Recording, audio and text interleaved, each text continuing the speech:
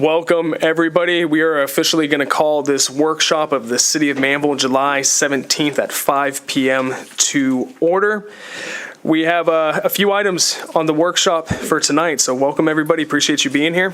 We have discussion on fiscal year 2023-2024 budget with staff department presentations, discussion on thoroughfare plan, and discussion on budget and tax calendar. And so one point of information, I guess I'll say, is that we do have Brooke that's sitting up here as well. That way it's easily accessible from a technology standpoint. So we have her joining us. Welcome, Brooke. As Dan says, you're away from the kids' table. So, so Dan, I'll go ahead and turn it over to you. Sure, thank you, Mayor. And also, if hopefully you got the email just a little bit ago, there's a link to where you can follow along on your laptops, and you should have a password as also. Do we have that number handy? Yes, it's 3318, and there's about a 5-second delay, but that way you'll actually get to see what's up on the board. Yes. So with your permission, we were going to go ahead and let you get a peek into development services tonight. So Jessica's going to present that to you. If there's time left, while she's going up there, if there's time left, we'd also like to do capital projects, which is part of development services, but almost kind of its own animal as well. And you ready? Awesome. Good evening, Mayor and City Council. So this is going to be our presentation for, I got two hands here. This is going to be our presentation for the proposed budget for the upcoming fiscal year. So you may ask the question, what or who is Development Services? Development Services is comprised of a few different departments. We've got permits, building and inspections, planning, GIS, engineering, and capital projects, as Dan just mentioned, which is its own lovely beast. The personnel in that department. Development Services consists of 10 full-time positions.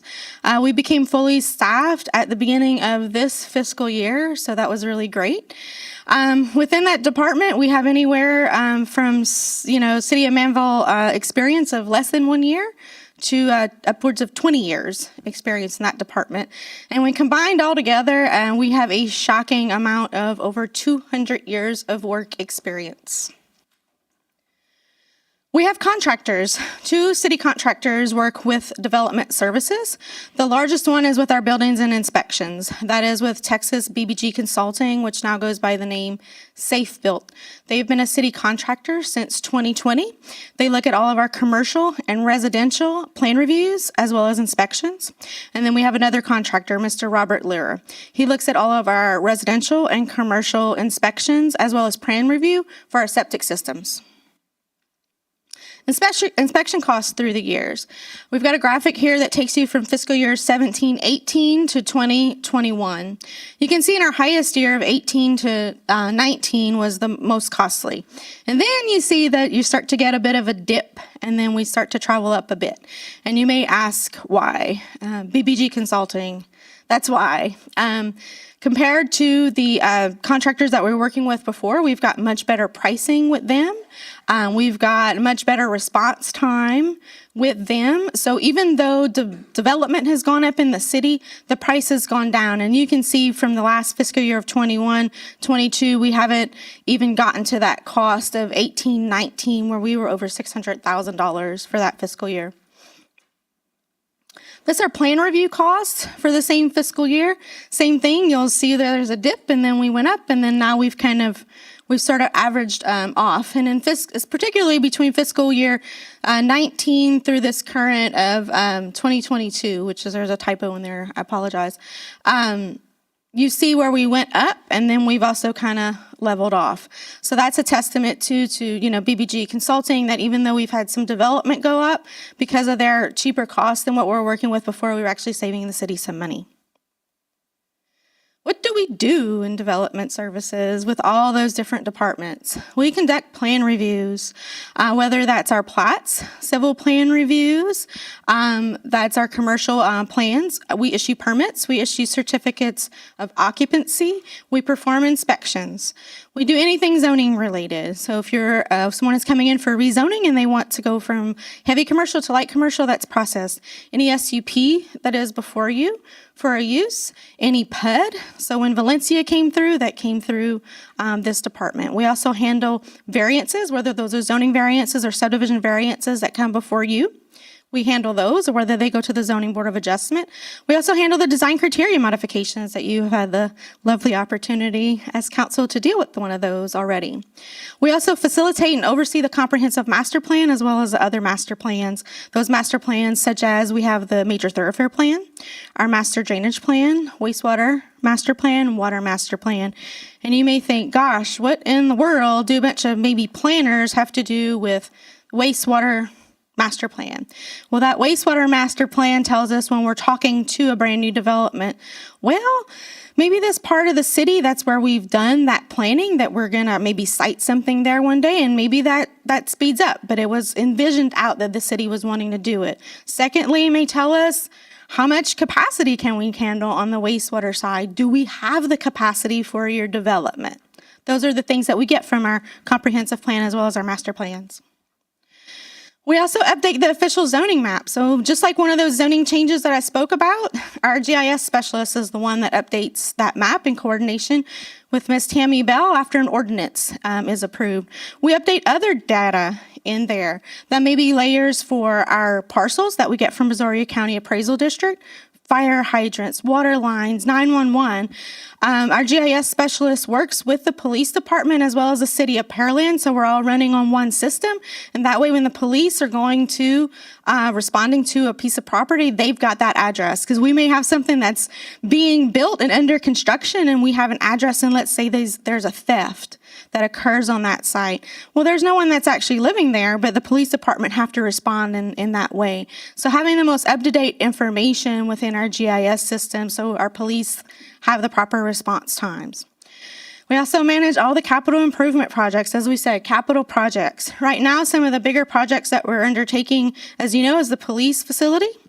That's the Public Works facility, our elevated storage tank, that's going to be north of the DeBella Lakes community, and as well as the utilities that we're trying to run north on FM 1128. So our police department and our Public Works department both have water and sanitary sewer. We work with a lot of other departments. I just mentioned police, and that's just a fragment. Who in the heck, Development Services works with the police department? We do. We also work very much hand in hand with Fire Marshal's Office, Code Enforcement, and Public Works. Anything that's development related, we work with those other departments. We're also the staff liaison for Planning, Development, and Zoning Commission, their Zoning Board of Adjustments, and Building and Standards. Building and Standards on our building side, Zoning Board of Adjustment through planning and zoning, wherever you can imagine within that development. We also hold a lot of pre-development meetings. We also hold a lot of pre-construction meetings. Our pre-development meetings can consist of somebody sending us an email and say, I want to do X on this property. Okay, well, let's schedule that meeting. If you've got any surveys or site plans that you want to bring, we're going to gather everybody around the table that works here, anybody will on the development side. So that's going to be permits, it's going to be planning, it's going to be engineering, it's going to be fire marshal, it's going to be all these departments, and we're all going to give you that 5,000-foot overview of your site if you're just kind of maybe kicking the tires on what can I do in Manvel. We hold those meetings every Thursday morning at 9, 10, and 11. We also hold our pre-construction meetings. So after you have gotten approvals on your plans, we get together with your contractors, with the city, and we will hold a meeting, and we get everybody on the same page, and we get what our notice to proceed is going to be. And right after that, that's when we issue the actual permits so you can start construction. We hold those meetings every Tuesday morning, anywhere from 9 o'clock through 10 o'clock on half-hour increment periods. By the numbers, we do a lot in development services, new home permits, our commercial permits, inspections. You can see our highest year in there was fiscal year 21-22. That was a result of a really great booming economy. and what we were seeing going on in 2020. I can say that COVID did not affect the development at all in the city. If anything, it accelerated it, and that's why you see, close to 30,000 home inspections and almost 1,000 new home permits that happen. What you can also see in this table is we've had quite an uptick on our new commercial permits.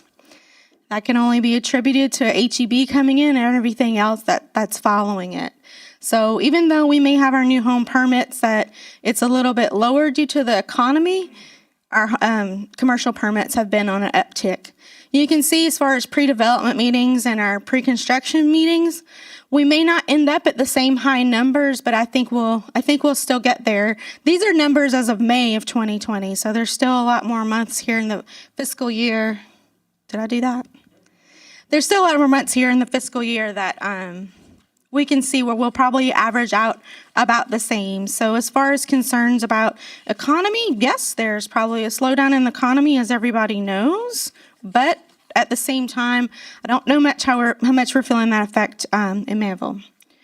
I guess you aren't able to follow along, but you do have some printouts there for you if you'd like to follow along there with me. Budget proposal. Everything that we have on this budget proposal sheet is an increase. So if there's a line item within development services that you don't see that we're talking about, that's because we're not asking for any increase. We're asking for the same or lower if our finance manager deems that appropriate or the council deems that appropriate. Those increases that we're looking at is going to be with our salaries, office expenses, minor tools and equipment, computer maintenance and support, training and travel, mileage, and vehicle equipment replacement fees. The salaries. The salaries are because we're requesting 3 new positions. One of those positions is a building official. Currently, right now, we contract our building official services out with Texas BBG Consulting. They're great. We love them. Are they always here when we need them? Probably not. They do the best that they can. There are instances sometimes where there may be an emergency situation on the building side that fire marshal may be alerting them to, and we can't get them here at the drop of a hat. So being able to have somebody here that's on staff and then also managing BBG would be very, very much appreciative by staff. Also, because we are now fully staffed within code enforcement, as well as our fire marshal position, we're seeing a little bit more where, we're going into businesses and we're finding things that maybe we need attention of the building official, whereas before we didn't necessarily have that when we weren't fully staffed within those positions. All right. Oh, I'm going to catch you up to speed. That second is going to be a construction manager. The construction manager would report to the capital projects manager, and this is a person that we would have out in the field, the eyes and ears on the inspections and keeping up day to day with the city's projects. For example, the police department's facility, having that person.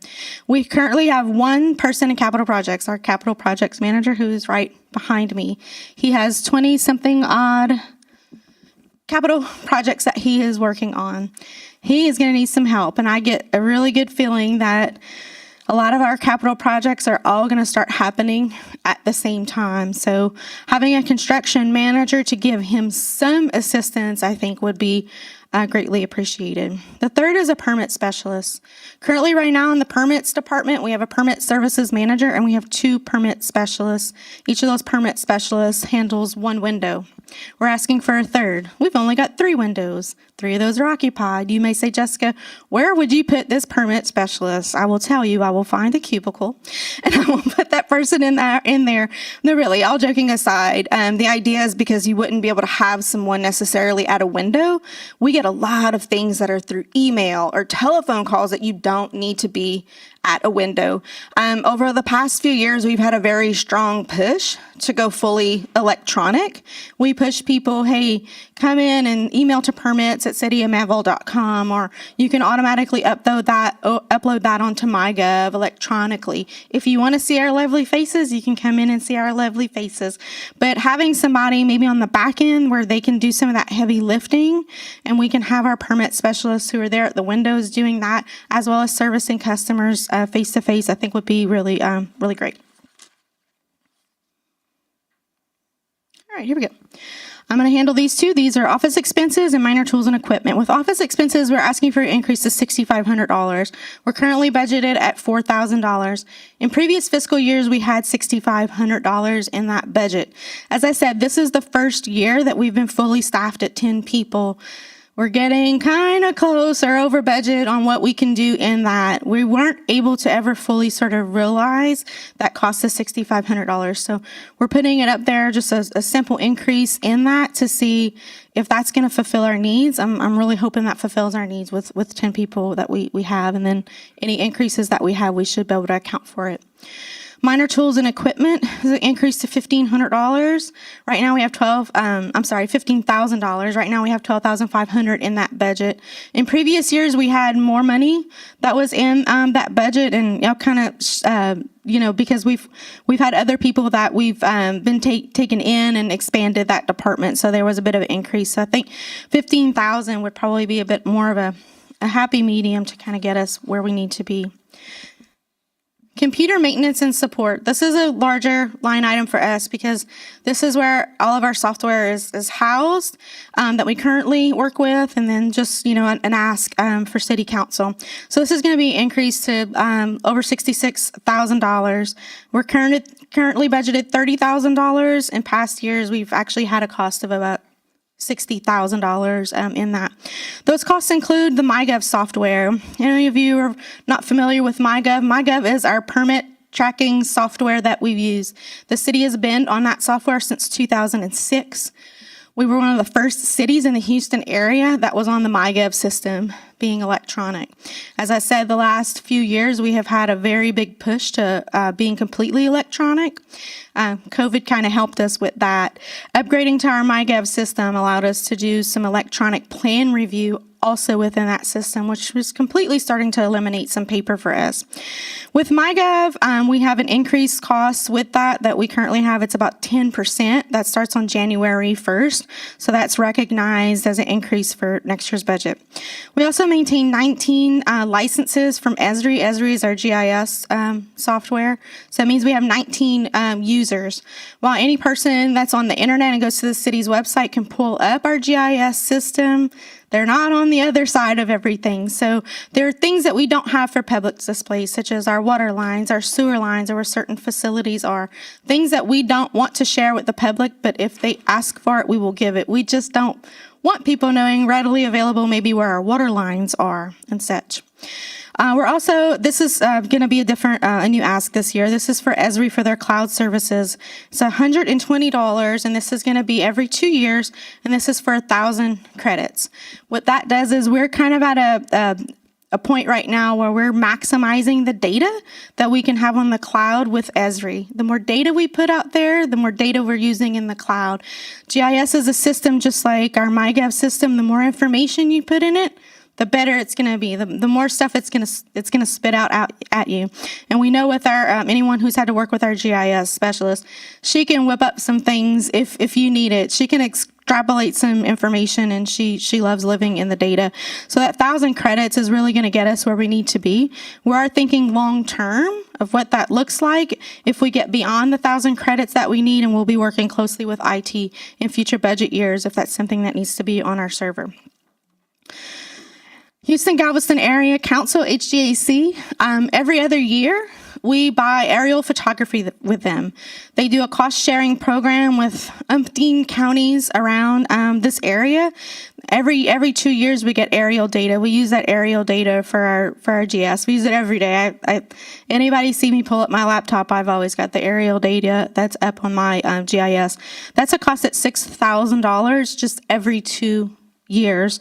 It's based on the number of tiles that are needed for that aerial photography, and ours is, I think, over 60 tiles is what we need to cover our city limits and our ETJ, and that comes to a cost of $6,000. The last two things under this, we are asking for a new AutoCAD subscription for our associate engineer. That's a cost of a little over $1,800 annually. This is a request that was made in last year's budget but was not fulfilled for us. And this is the big one. I say the big one. It's something new. We're not maintaining, but it's a development checklist software. Staff has been looking into this for quite a few months, probably going back to February or March of this year. And we're looking specifically at a software that's called Camino. We're going to show you a video on what that looks like, but it is at a cost of $15,000 annually, and it's a minimum of a 3-year contract. But we're going to go to the next slide, and Brooke is going to play that video. It's about a 3-minute video to give you a concept of what that's like. So I'm going to give a quick overview for how the Camino system can be used as a guide for getting a building permit. If you've never seen the Camino guide before, it's a very user-friendly, intuitive system that's designed to help an applicant understand all of the rules, requirements, and fees they might need to work through in order to complete a project. So what we're looking at here is an example from the city of Santa Clarita, California, and you'll notice that the very first thing I'm able to do is select the type of work that I'm trying to accomplish. So in this case, I could say, for example, that I want to build a new accessory structure. And then from there, choose that I want to build a new accessory dwelling unit. The next thing I'm going to do is enter an address. This is going to help the system check that my zoning is appropriate for the type of work I'm doing. And it'll also flag things like whether I'm in a flood zone or a fire hazard zone that might mean I have to meet special requirements. Finally, I'm going to answer a set of questions about this project. Things like whether I'm doing significant earthwork, whether I'm cutting down trees, whether I'm near city-owned parks or trails. If I'm not sure how to answer any of these questions, I can always click a little help button and get some additional content. And once I finish and submit, I'm then presented with a guide. And the idea here is to generate a custom checklist of every step I need to follow to build this accessory dwelling unit. So up at the top, this is telling me that, for example, I need a grading permit and a building permit. And as I work my way through this list, I'll see things like what my setbacks are given the zone I'm in. I'll see that I need to go through a planning and entitlement process, complete with all the applications that I need to fill out. I'll see that I need to work through a site work phase to get my grading permit.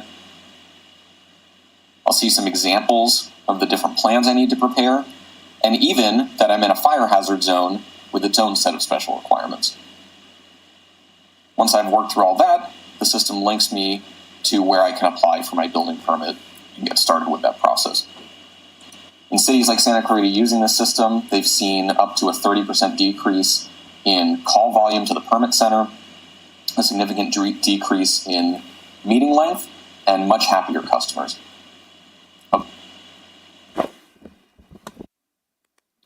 So the big thing of this I've heard is much happier customers. We want to provide the best and excellent customer service we can. And customer service isn't always a smiling face when you walk into the door, but it's also having less confusion when you're going through the building process. So the Camino software will build that checklist, and it's going to be site-specific to your piece of property, and it'll be based off of the rules and the regulations of Manvel. So they're going to get all that information for us. They can build anywhere from residential permitting, commercial permitting. You want to put your sign permits out there. Any permit we want, we're not limited to what we could put on there, and they would have this guide to do that. So I know it's a large request. I saw some eyes that got kind of big on that one, and I understand, but we wouldn't ask for this lightly if we didn't feel that it could probably make a big difference in the city. The last three items are travel and training. This is an increase to $8,000. We're currently budgeted at $6,000. We'd like to get back to where we were prior again. Since we are fully staffed, we'd like to kind of be able to imagine what we could do in the way of travel and training. We currently have some people within the department that have been able to take advantage of some of that, and we know that we have some things that are coming up soon within the department that we're probably going to be sponsoring as far as getting a certified floodplain manager, because currently our certified floodplain manager is our interim city manager. So boy, we really need to get somebody else trained up to do that, and we have that geared up to happen. Last two items, this is mileage, vehicle equipment and replacement fees. This is an increase to $250, and then the last one is to $7,500. We currently have no dollars budgeted in these vehicle equipment and replacement. So the vehicle replacement, as you probably know, is money's put into the fund every year, and when that vehicle reaches end of life, you have money to purchase a vehicle. We have one vehicle in development services that is mainly used by the capital projects manager, but it's also used for anyone else in development services if site visits need to occur, whether that be for a rezoning or when we're taking our plats for recordation down to the county. We use that vehicle. Mileage, anything. If you had to maybe use your personal vehicle, for city business, that it would give us some bit of flexibility in there. In combination, this is what we're asking for, an increase to our budget. Obviously, the biggest line item is going to be the salaries at $196,000 for that combined for the three positions. So I thank you tonight for your consideration and giving me the opportunity to speak. I'm going to hand it over, if it is okay, to Mr. Adewale Taiwu, also known as Wale, our capital projects manager, and he's going to take you through capital projects.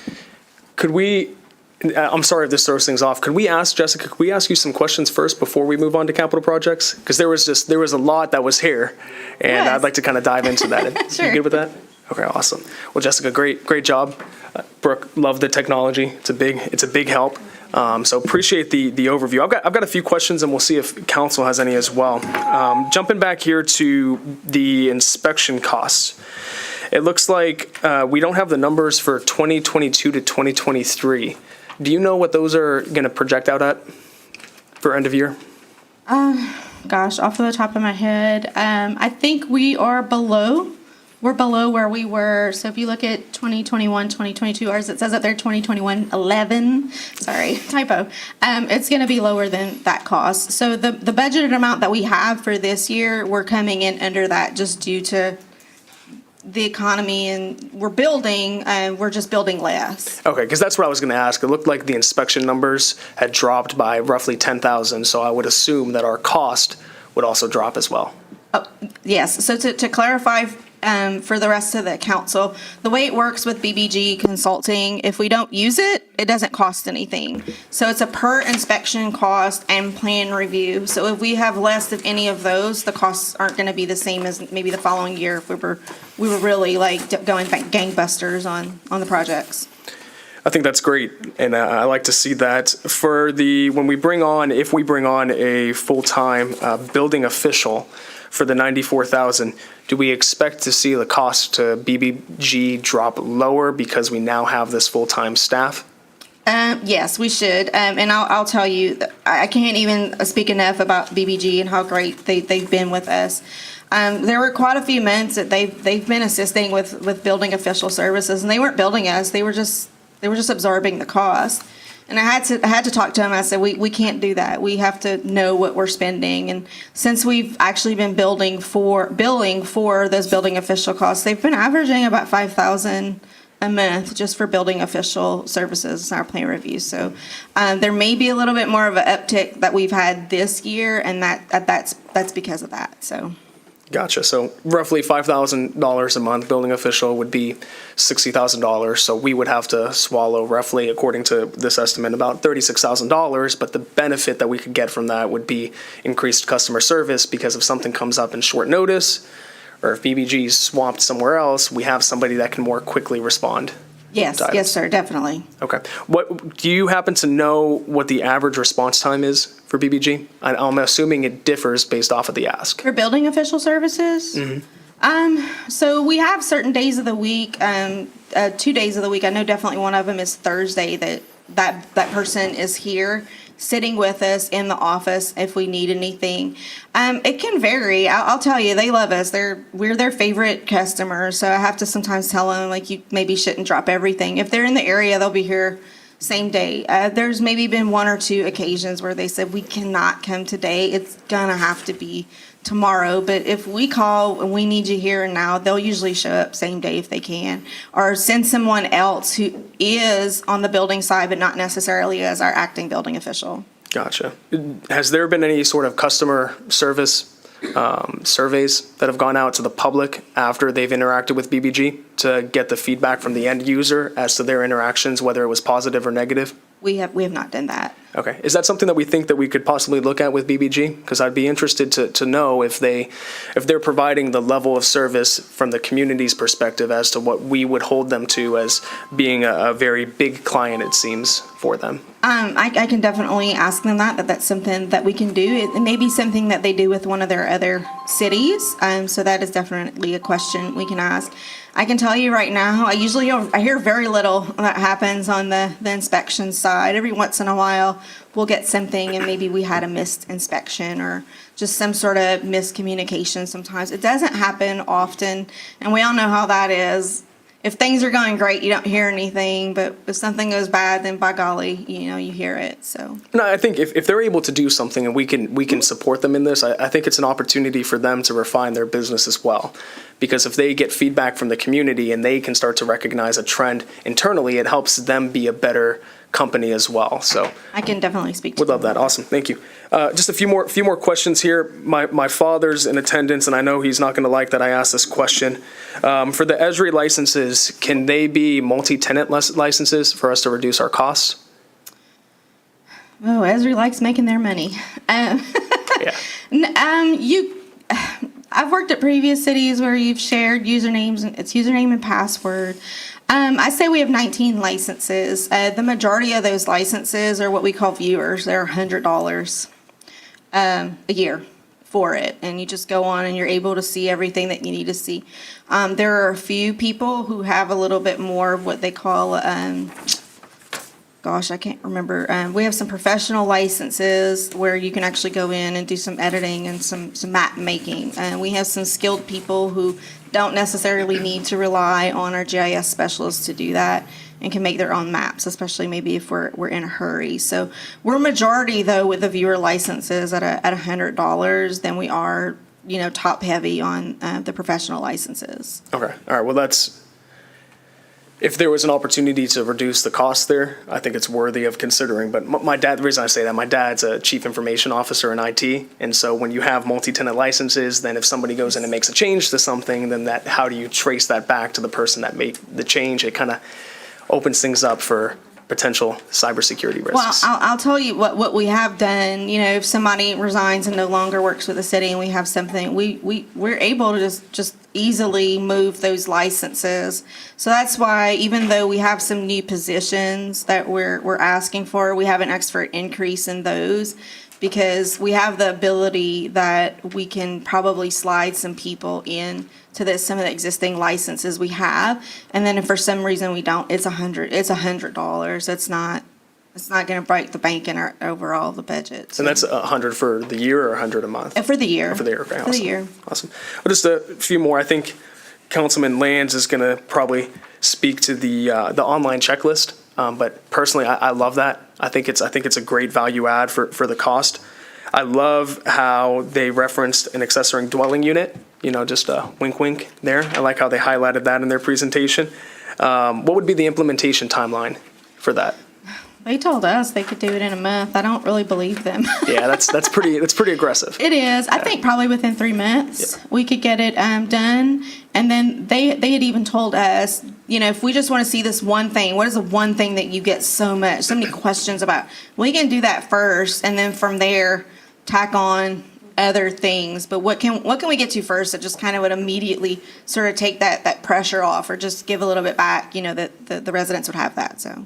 Yeah, I think I would be in full support of that. I mean, we had a meeting with the chamber this week, and that was something that came up was exactly this. So I love to see this on the presentation. Does it have any sort of analytics reporting in it as well to identify trends or specific asks that, if we see that an end user is always selecting this when this is triggered, what is that telling us? What are we learning from the interactions? We can learn. We could also, and it's a similar a lot of other things that, Brooke on the technology side has spoken to. You can just see too how many interactions you're getting, how many people are actually, using it. So yeah, you can see all those things, and they give you the ability that once it's built, they can offer you that tech support if there's something that you wanted to change yourself. Let's say a regulation changed since you put this out. We as staff would have the ability to be able to do it. They can do it too up to a certain amount. There's a price that's built in there of the help and assistance that they can give us, but they'll also provide us that training where we're able to go and do that. So yes, being able to see on the backside of what's going on if we're running into some issues, yes. And I think it also helps us to be able to track the capacity of our permit specialist. Are we really optimizing and maximizing their time? How can we streamline what they're doing? But because we're paying out a salary, which is the taxpayers' dollars, how is that salary bringing a benefit to the job that they perform? And so being able to track the interactions through MyGov, track the interactions through this software, it allows us to make sure that we tie a cost to a service to the community. So I like that, and I'd love to see, going back to kind of with the BBG thing, if this software, if we implement it, if once something's completed, if a survey can be sent out to the person who used it, that way we're constantly collecting these data points and we can make those data-driven decisions. Definitely. Awesome. Well, that's all I have, Jessica. I'll open it up. Anybody from council have any questions or comments? I have a couple. All right, over to you. Thank you, Jessica. Yes, sir. On the building official, at 94,944 annually, how'd you come up with, where did that number come from? Research, looking at other cities and qualifications and what they're looking at. I'll tell you, probably about 4 years ago, after I'd been here about a year, we had made this request and things just kind of fell apart. It got funded. It was not nearly funded at the price point that it should be. I think we were looking in the $60,000 range. We wouldn't be able to hire any, and now that was back then, and considering the job market now. But yes, I used research from other cities, seeing what price point they were hiring at. And I'm not gonna lie, I don't go above what everybody else is asking. I kind of stick to what's on trend and what's being offered out there. Okay. Seems like a pretty healthy salary for that individual. It's a healthy position. Yeah. On the computer maintenance, the increase to 66,000 from the 2022-2023 budget of 30. Yes, sir. So that's like a $36,000 increase. So I guess to clarify, it would be at $66,000. Yeah, So increase 266. basically almost double. Yeah. Yes, sir. Yeah. And I see, okay, the software is 15,000. And that's still about a $20,000 increase on top of having that expensive software. So what would the other $20,000 increase be for? These were including the costs with the licenses with Esri. Not necessarily. I have questions on my end too, on the back end about budget with MyGov, because just as you can see right now, we pay $33,000 a year on MyGov, and the budget's $30,000 that we had in here. And year to date, we're at 21. We're definitely paying for all of our subscriptions with Esri, because I'm coding those. Same thing with HGAC. So I put that in there at that final cost of 66, with knowing that all of the money for MyGov was going to be coming out of development services. So I guess to preface that is we have different modules in MyGov. Permits isn't the only. They're not the only user. Development services isn't the only user. Fire marshal uses it. There's a code enforcement module. There are modules that are for public works. So I guess what I'm showing in here is all the money's got to come. It's coming from somewhere, but it can all come out of the development services line item, because I'm already looking at those things anyway, even though multiple departments are using it. So if that makes sense. So I basically took all of these items and added it up. I just wanted to make sure that we were capturing what we could pay for. Okay. One more. The vehicle replacement fee, so you're saying that there is like a savings account or whatever, we're putting money in annually for a replacement when the time needs? Yes, so that's my understanding. So you purchase a vehicle, then every year there's a certain amount of funds that go into that line item, and it just goes towards your Right. replacement. I'm not even necessarily concerned with the replacement if this is too high. Just any money we would have for like maintenance, such as oil changes, windshield wipers, and brakes or tires would be sufficient for us if So- we're looking to cut. As of right now, this account or whatever, there's nothing in it? No, sir. We'll start from scratch? We had money in a previous fiscal year, but this current fiscal year, we had no dollars budgeted. Do you know what the balance is from previous? Well, let me just give a point of clarification here, David, is we have a vehicle replacement fund that has a very healthy fund balance of over $600,000. That's where different departments have been paying into that fund over the years. Okay. So it was specifically for development services. Last year, they didn't pay anything into it. What they're looking for is to have some money that's paid into it for this upcoming year.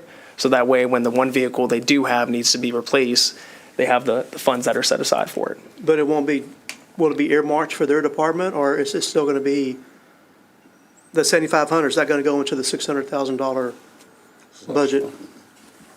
Probably a question for Rosie, yeah. Basically, the $6,500 that she's asking for is regular maintenance. You need tires, you need wiper fluid, you need the oil changes, all of that. So it adds up fast when you're running around with a lot of mileage on these vehicles. So we'll ask the question in a different way. So if development services pays this money into the vehicle replacement fund, is it earmarked within that fund to only for development services to use, or can anybody tap into that funding? This money is not for vehicle replacement, it's for vehicle repairs. Okay. It's a fund transfer when she would have to be doing to the actual fund vehicle replacement. Okay, so police department pays into it, public work, community services pays into it, development services pays into it. They're all paying into this fund. Yes. And then as maintenance costs are needed, as vehicle replacement costs are needed, you pull from this fund. No, everybody has their own maintenance vehicle line in their department. This is just when an actual car needs to be replaced. They crashed it, it went up in fire, whatever the case is. That money is set up to replace vehicles, not the maintenance of them. Okay. Okay, so this money, this 7,500 is going towards vehicle replacement or maintenance? Maintenance, if I understand her correctly. Because it's specifically listed in the presentation as the vehicle replacement fees. That's the line item's called from the budget. I'm using the terminology from the line item. I don't want to confuse things. I just want to ensure that, like I said, we have money for tires, oil changes, and windshield wipers, like the actual maintenance on the Right. vehicle. If we want to work behind the scenes with, finance to figure out those things on replacement, I don't want to muddy the water.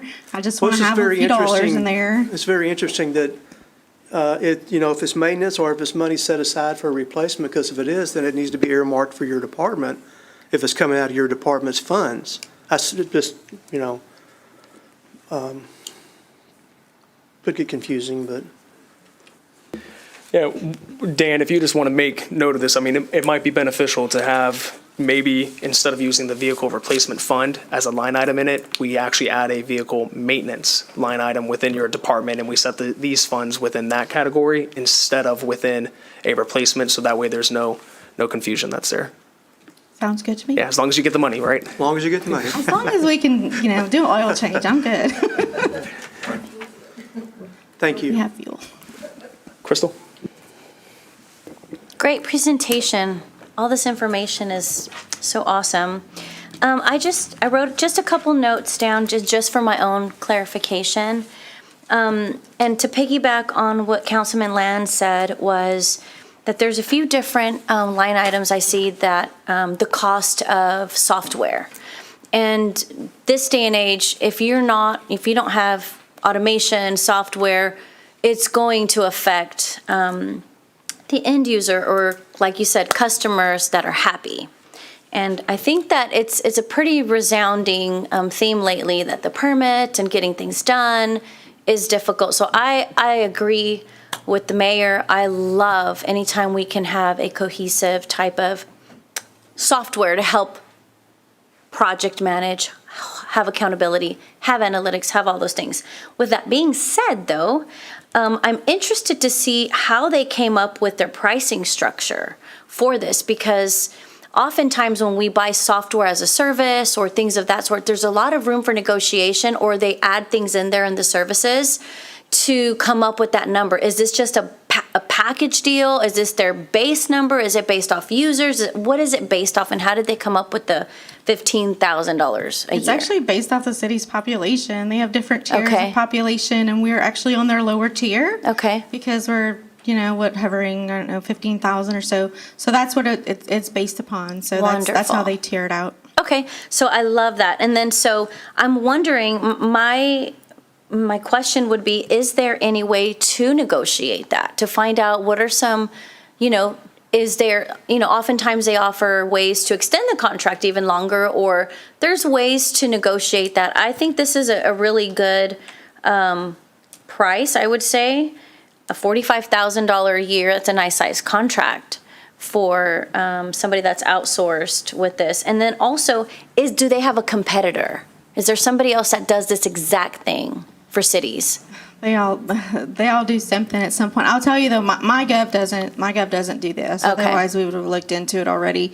Contrarily, with this software, they started building into the MyGov world of permits and tracking and that sort of stuff. So there are other companies out there that do that.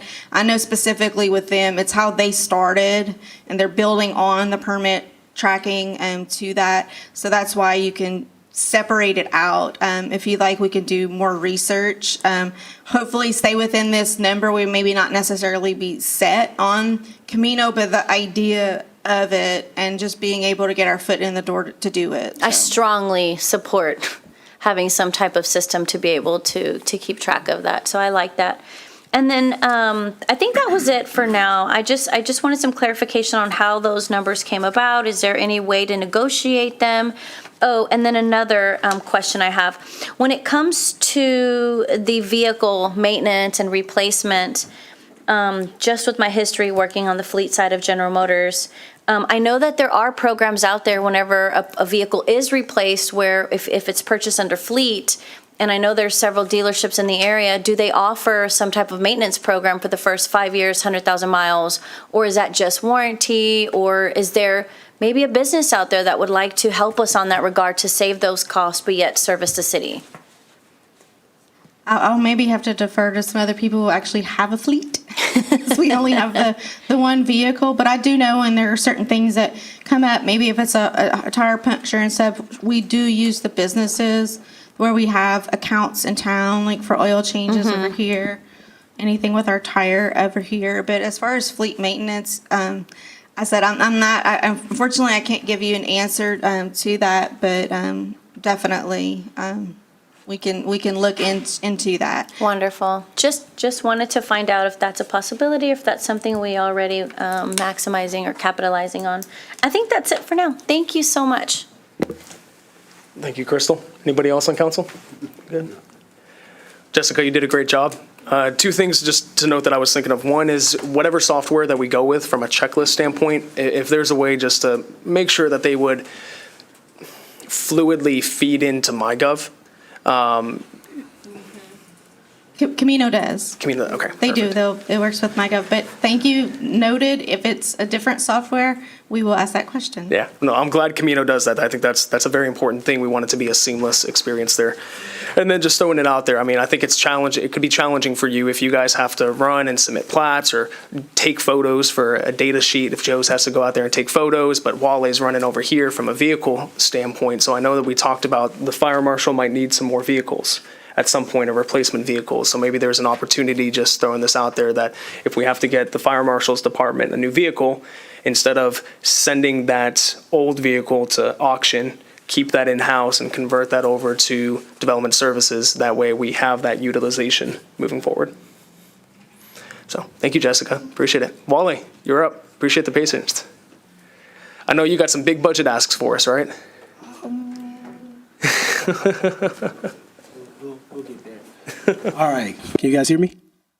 Good. So good evening, Mayor, Council. I don't have a lot of ask just yet, so I'm gonna go into this really, really sparingly. For fiscal year 23, 24, just gonna give you guys a brief introduction. Like, what are capital projects? You could see the definition here. Capital projects, it's often a pricey, long-term project to expand, maintain, or improve utility or a facility. So that's just to give you an understanding of what a capital project is. I go into the criteria in the next slide. Here you could see a new construction or expansion, renovation, replacement project on an existing facility or facilities, usually exceeding the value of $25,000 in the lifespan of the project, which in this day and age, that's not a big ask. If something's gonna last 10, 15 years, something as small as $2,000, $3,000 a year would add up to that. I focus a little bit more on these criteria right here. So I do assist with equipment purchases just as oversight. It's just like if we ask for a street sweeper, things like that, I'll tie in and just overview. I'll keep record of the purchase.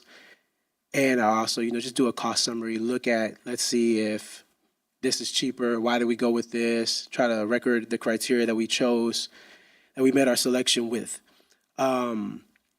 For major maintenance and rehabilitation, such as the street maintenance project, that's something that I'll put my involvement in because the overall project is going to exceed $25,000. That's why I had a major input in terms of the actual report that we had generated over our streets. Let's go to the next one. So I wanted to show you our current budget status. So this is where our major projects for 22-23 are. They are all still in these phases. Clearly, some of them are going to roll over into 2024. That was funny. You can see our current budget balances. And if you look in that last column, that is the OPCC, which is the opinion of probable cost, construction cost, or the need, basically, the ask of what is being estimated. So these are intelligent estimations, right? It's not like we just went off of historic data only. We try to be inclusive of price escalation, but unlike development, COVID did have an impact on the cost of materials. We've been seeing, record price escalations.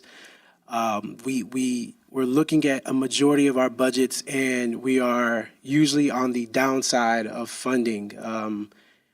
Just an example, when Dan and his team did the last comp plan in 2016, the EST was budgeted at $1.4 million. This morning, I had a call with our engineering firm, and that number is currently outdated. $66,500,000 is now upward of $7 million. That is an increase of 500% in 7 years. That's 5 times the value in just 7 years. So there's a push, and that's why, I jokingly always carry around that I'm trying to push every project I have through. At the time, I have 26 projects ongoing. Instead of, there is a priority to all of these. Internally, staff meets, we create a registry of projects. Usually it's called the Capital Improvements Program. We generate that registry, we reference it, we actually sit together, staff acts as stakeholders, and we prioritize which projects go first, which projects are on the back burner, which projects add value, and then we go into budgeting. Once we go into budgeting, we try to get estimates. We work with engineering firms to do designs, generate these estimates. On the backside, we do feasibility, constructability, all these things, and we see that, okay, this project is actually doable. We have the budget, we have the staff available, we looked at it, it looks possible. Then we finally bring it to council and say, hey, these are things that we need to do. So that's why we're here right now. A multitude of these projects were actually captured in the 2016 through 2020 comp plan, and they're finally coming to fruition. And that is more of the reason why we haven't updated the comp plan, which we'll see here in the next slide. That is, or actually it's after the funding slide. So currently this is where we get our funding. For the current projects, we have the ARPA fund, the COVID relief fund, Interest income was very minimal. Bonds was a big help. The general fund, the impact fees, which are also a big help, and the fund balance plus grants. That's how we've generated the funds for the current projects.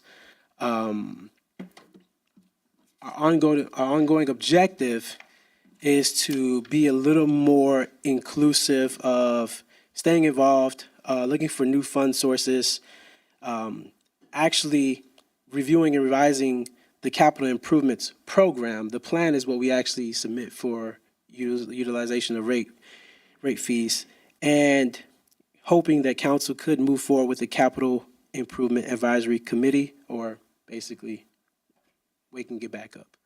So those are things that we want to push forward and make our objectives. To summarize, we do have 2 unfunded new projects for 24 that are already arised that we haven't even went through the process for generating funding for. The hydrant and valve study, which Mr. Ray presented during his presentation, it is something we need to look at doing annually. Our fire marshal, who's not here, he has some verbiage on how that is a need for these hydrant studies to be done annually. And we personally, as community services that I work along with as well, we already have a program to do the hydrant flushing biannually, so we do it twice a year.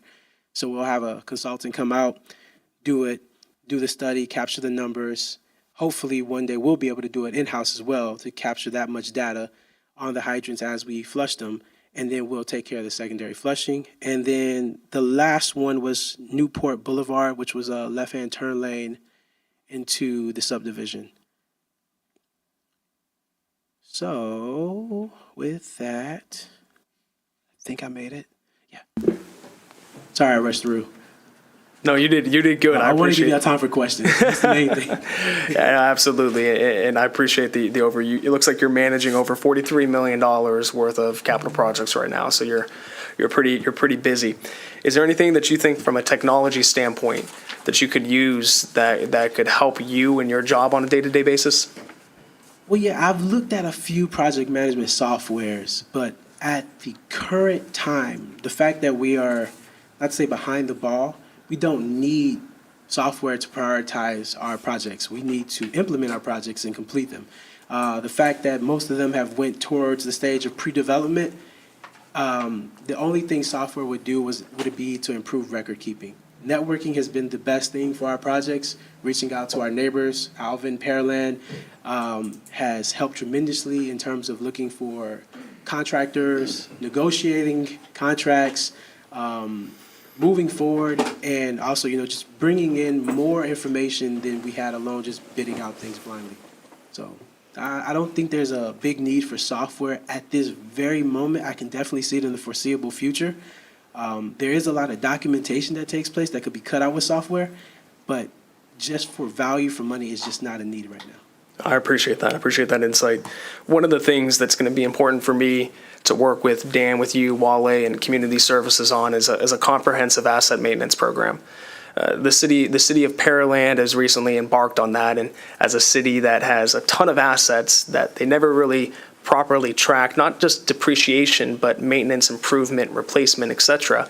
They've been going through a major implementation of a program. And we're seeing all of these capital projects that we have coming online. I think it's an opportunity over the next 2 to 3 years for us to get ahead of the curve and to set ourselves up for success 20 years in the future by putting something in place now. We started that with the street maintenance program, and I would love to see that expanded upon in future years. Well, yeah, I can truly attest to asset management, inventory control. I've done it in my prior workforces. I can definitely say there's a testament to the value. When you monitor your inventory and your assets, you can then set parameters, flags, outliers, min and maxes, and you follow those trends to find out if an asset is actually valuable. In a sense of, if I have a vehicle that breaks down every year and I'm putting money into it every year, yeah, if it's just the one vehicle I drive, I'll notice it. But if we've been sending one vehicle to the dealership out of a fleet of 60, you don't capture those data points. But that's where, software could capture those things, or just having an asset registry would capture those things. And by highlighting those, you'll learn, okay, we can cut off that vehicle, obviously, but then we start looking for trends. Oh, Ford vehicles that are diesel have high pressure fuel line issues. You know, we don't pull enough on our diesels. They don't go in a regen. The catalytic, the regen causes clogs, and then we have to spend $20,000 to repair them. And you have 6 or 7 vehicles go down with the same issue. You start to learn, like, okay, maybe we can move away from those. Let's go with gas burners. It was something we did in my last organization. So yes, asset management, definitely a testament to that. That's something that we are currently working on. We're meeting on Wednesday with a fleet manager just for some assistance with that. Appreciate that. Thank you, Wally. Anybody else from council? Any comments, questions? No? Looks like you got off easy tonight. So Save the best for last. appreciate it, Wally. Thank you, guys. Dan, anything else before we recess for a few? No, I'm not sure that we could have done that any better at 6 o'clock on the nose. So great job, Jessica and Wale. Yeah, great job, guys. All right, well, let's just take a little 5-minute recess here, and then we'll reconvene.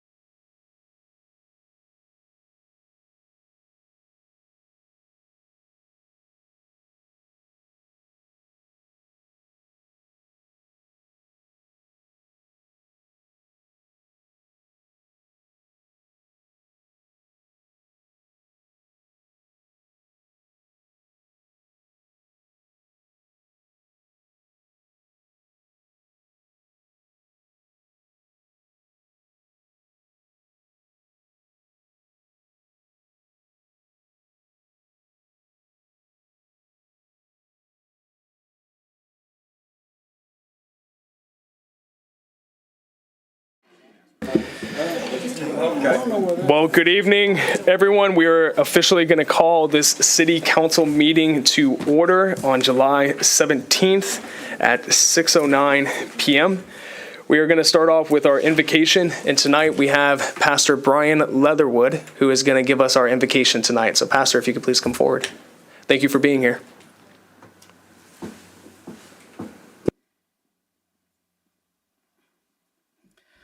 Thank you, Mayor Davis, and I give honor to you and I give honor to these elected representatives. God bless you. Can we pray together? Lord Jesus, we thank you, Lord, for this day. We thank you for your blessings. We thank you, Lord, for your love for us. I'm asking you, Lord Jesus, to lay your hand, God, on each one of these men and women tonight. God, you would give them wisdom. You would give them understanding. God, you would give them, oh God, the things they need to know, Lord, to make good moral choices that would benefit the people of this city, Lord. We thank you for them, Lord, and we ask you to pray for their families. I ask you, Lord Jesus, to cover their homes with your blood. I ask you, Lord Jesus, to cover their children wherever they go. I ask you, Lord, to bless their finances, their health, and Lord, give them the strength they need, oh God, to lead this city in the right direction. I thank you, Father, that they have a mind for you. God, that they will pray and call on your name. We thank you for all these many blessings today. I ask you, Father, in the days ahead, Lord, that you would guide their steps. You would help them to know, oh God, what is right. You would help them to know, oh God, what will bless and prosper these people. We know, God, that you love us, and we thank you for that. We only ask, Father, that you would give them ears to hear, and God, you would give us a mind to obey and to follow you, Lord. I ask you, Father, that your Spirit, Lord, would do a work in this city. There are many things that these people here today can do, Lord. Lord, they're smart, Lord, they're resourceful. But I'm going to ask you tonight, Lord, that you would do the things that they cannot do. Father, your Spirit, Lord, would be poured out in this city. Your Spirit that brings life and healing and health to all. Your Spirit, oh God, would go and heal broken homes. God, it would mend broken lives. Father, your Spirit would come, Lord, and settle over this place and bring peace that passes understanding. Father, your Spirit will go where we cannot go. It would go into the darkest corners. It would reach, oh God, into places we do not know about nor understand. And we lean on you today, and we look to you today, Lord. Guide us and lead us. Go before us, Lord. Let your Spirit be like a life-changing river, a river of life. Let it flow throughout this city. Let it bring peace and strength today, Lord. I pray for our schools. I pray for our children. I pray, God, that you would move on them. God, you would do a work in their lives. You would heal their broken hearts. I pray for the families of this city. And I pray, oh God, you would give us the wisdom and the love, God, to have unity together. We would love one another, Lord. We would not live in anger. We would not live in division. But Lord, this city would be able to come together, unified under your name. We give you the praise and the glory. In Jesus' name we pray. Amen. Amen. Thank you, Pastor. Pastor Brian Leatherwood. And then what is the name of your church, Pastor? House of Refuge. And then how long have you been the pastor there for? We've been there in this location about 4 years, 5 years. Awesome. Awesome. Well, thank you for being here tonight. Just a housekeeping item. Councilman Perry is not going to be able to make it and join us tonight, but he is watching online, so he will be missed. We will now go to the inspirational reading. Councilman Oplager. Thank you. So tonight, my reading thought is from Ray Goforth. He's the Executive Director for the Society of Professional Employees in Aerospace, and a man who is interested in mutually satisfying solutions. There are two types of people who will tell you that you cannot make a difference in this world. Those who are afraid to try, and those who are afraid you will succeed. Thank you. Thank you, sir. If you'll please join me in standing for the pledges. First to the American flag.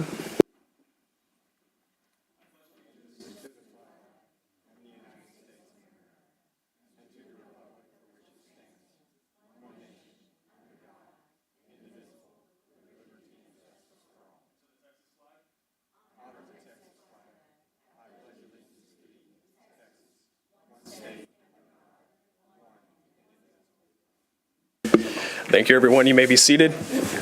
So we have 2 public comments for tonight. The first one, I'm going to turn it over to Councilwoman Sarmiento. She had one that was submitted to her directly. So, Councilwoman. Thank you. This public comment is from Mr. Clint Weekly at 7203 McCoy Road on behalf of Weekly's Shaved Ice and Snacks. And it reads, I wish I could be there tonight, but instead I write in to tell you just how impressed I am with the culture shift that's going on at City Hall. Last week, Interim City Manager Johnson invited me to join him and his staff for a signed ordinance collaboration meeting. This unprecedented step was not only a huge show of his faith of willingness to peel back the curtain and resolve conflict, but also a demonstration of his true character. The meeting, which lasted nearly 2 hours, was a genuinely productive environment where we were able to openly discuss many issues with Chapter 53. Most importantly, we were able to clarify how recent changes were affecting not only our businesses, but others as well. Mr. Johnson did not have to invite us to the table. He could have worked through these issues with staff alone, but by bringing us in, I think we all walked away with a much better understanding of the hurdles these type of ordinances present. If being willing to listen wasn't enough, I was invited back for future discussions when staff aims to make further changes that we wouldn't have had the opportunity to discuss if it weren't for this meeting. I wanted to express my sincere appreciation for the city for finally putting our sign issue to rest, but for also finding a solution that balances the government's interests in sign regulation with the culture of core Manvel residents. John Maxwell says, "The pessimist complains about the wind, the optimist expects it to change, the leader adjusts the sails." Last week, Mr. Johnson adjusted the sails, and it's clearly moving the city in the right direction. We respectfully request your vote in support of this ordinance change and to others that may come before you in the coming months as we all work together towards rebuilding the bridges that the Manvel business community honestly thought were burnt for good. Sincerely, Mr. Clint Weekly. Thank you, Crystal. We now have a speaker that is signed up to speak in person. We have Stephanie Tanner, who is here on behalf of our state senator, Mays Middleton. Welcome. Thank you for being here. And if you guys haven't noticed, we now have a fancy new timer that is on the walls for speakers. So, Stephanie, you got 3 minutes. You think you can make it? No, thank you all for having me. Like you said, I am Stephanie Tanner. I am District Director for Senator Mays Middleton, who is your senator for this area. Today, we just wanted to come and say hello and introduce ourselves formally. He obviously isn't here, but I just wanted to say that we are grateful to be a helpmate and supportive of what you guys are doing. Under your leadership, Dan, we hope that it can bring the city of Manvel even more growth and more success. So we wish all the best for you. Today, he wanted to send something from the state senate, the state of Texas, is a certificate of recognition, presented to Dan Davis in honor of being elected the youngest mayor of the city of Manvel. So he just thought that was a pretty cool quip, and he wanted to send that to you and say congratulations. We know that you guys are going to do a fabulous job and continue in the right direction, and we're happy for your leadership. So thank you so much. Thank you so much. You want to take a photo real quick? I love it. Awesome. Glad you were.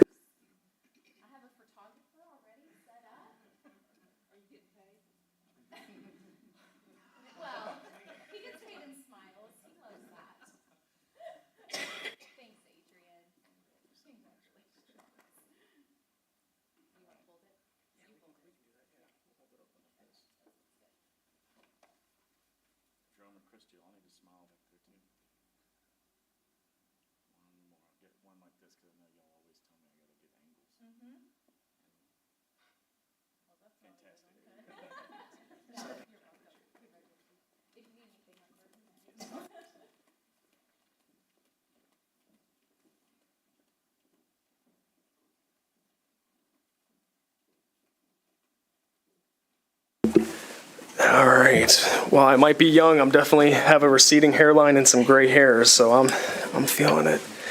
All right. Well, now go to the to the city manager update. Dan. Thanks for the handoff there. Mayor and Council, several things to report on over the last 2 weeks, but I'm going to try and limit to 7 things. First off, we met with the Chamber of Commerce last week, had another good collaborative meeting with them to talk about groundbreakings and ribbon cuttings and grand openings and those kind of things.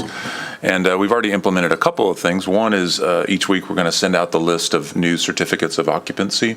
I believe I forwarded that to y'all as well, so that way we can all kind of be on the same page of what's opening in Manvel. It's an exciting time, so we just want to share that information. Brooke is already sharing a lot of that information on our website, but we're going to try and get that stuff directly to the chamber as well. And then the other thing that we're going to implement is a monthly meeting with the chamber to talk about businesses that are coming or that want to come or that maybe want to join the chamber, or, it won't be long and we'll be doing, the state of the city. And so if we just have sort of a regular audience with them and vice versa, we had, like I said, Carrie and Russ were both there, and very collaborative spirit between everybody that was in the room. So we're looking forward to continuing that relationship with them. We also had a meeting last week on succession planning, which is very timely. We've got some folks that threaten to retire at the drop of a hat, which they are not permitted to do. But so what do we do? How do we build up the next generation? Some of us in the room remember the days whenever you would worry about, job security, and so people wouldn't share information. And fortunately, that tide's changed a little bit now. So we just need to make sure that we're always pouring into the next round of leaders, and that's going to tie into something that we're hopefully doing here in a little bit in our community services department. But that was a good meeting. We're still trying to schedule a meeting with Alvin ISD and CNR3 as well. Mayor's reached out to CNR3, and I've reached out to Alvin ISD. So those hopefully by the next meeting, I'll have some good news for you from those two. Again, additional budget meetings, we're going to need to meet again next Monday, like we've already talked about before, PD&Z. Depending on how much we get done then, we may... Nobody throw anything at me, but we may have to use the 5th Monday as another meeting for budgets, because we've got to have a budget to you, or I've got to have a budget to you by August 1st, which is coming up quick. So stay tuned on that one. On our personnel right now, I was hoping to tell you we had 90 out of 98 positions, but we're back down to 89, so you give and take away. So anyway, we've got 9 open positions right now, but still, actually 2 of those should be getting filled next week, I think. So anyway, we're on the right track. Take-home vehicle policy. I don't know if you've heard about that, or if you're wondering about why do we or we don't have some take-home vehicles. It's actually the policy, the personnel policy already allows for certain conditions to allow the city manager to approve take-home vehicles. Up until last week, I think we had one person that fit that description. So we got together, the department heads and I, and Chad and Human Resources came up with it's about a 4-page procedure, and basically it would apply for, the chief of police, his captains, lieutenants, sergeants, some criminal investigations, the on-call personnel. That's the main thing, right? And then same thing on public works side. The guys that are on call, it seems kind of crazy that they would have to drive directly past the water main break to go back to the shop and get the tools and whatnot. So mainly it applies to police, public works, and fire, but it could apply to any department. The point is we have a procedure now that we go through and the city manager signs off on it. So in the last 2 days, I think we've issued 5 of those, so they're coming in fast as you would expect. But I think it's a win. It's relatively an easy thing on our end. Obviously, they've got provisions that they can't go on vacation in the take-home vehicles and those kind of things. They have to be responsible about them. But I'm excited about that. Last 2, wastewater averaging. So folks that are watering their yards a lot right now, if you're on city water, you'll notice that your wastewater goes up at the same time your water does. Well, obviously, you don't put a meter on your wastewater, so it's literally a function. The more water you use, the more wastewater you're going to get charged. So there's been some discussion internally about perhaps doing what some other cities do, which is averaging your wastewater. So over the winter months, maybe like November through March or so, we could get an average, a baseline, and then that's what we charge for the whole year. So the total sum is still the same. It's just it might kind of flatten out that curve so that you don't get such a big impact in the summer months. So we're looking into that, more to come on that. And then since I'm talking about wastewater, you have something in your consent agenda that you're going to look at in just a minute. That is the Meridiana wastewater treatment plant. That is the Meridiana wastewater treatment plant, and it's finally done. This was supposed to be done last April, as in 2022. We've had lots and lots of discussion about this one, your council before y'all especially, but I'm very excited. This is the one kind of right behind Dorothy's property, Sundance Ranch. It's the one right there behind hers, and it's fully functional, up and running, ready to go. So I'll stop. Thank you, Dan. I appreciate those updates, and I know the public does as well. We now have the consent agenda. Do I have a motion to approve? I'll make a motion to approve. I'll second that. All right, we have a motion and a second. Any discussion? All those in favor? All those opposed? Motion passes unanimously, 6-0. We will now move on to the executive session. City Council will convene into executive session pursuant to Texas Government Code Section 551.071, consultation with attorney, and Section 551-072, deliberation regarding purchase, exchange, lease, or value of real property. Discuss contract for sale of property located at 19803 Highway 6, Manvel, Texas. And we will convene into executive session. I believe we have our realtor here with us that will join us. And for the public's sake, this is a property, 2 acres that the city owns, located close to Overflow Church.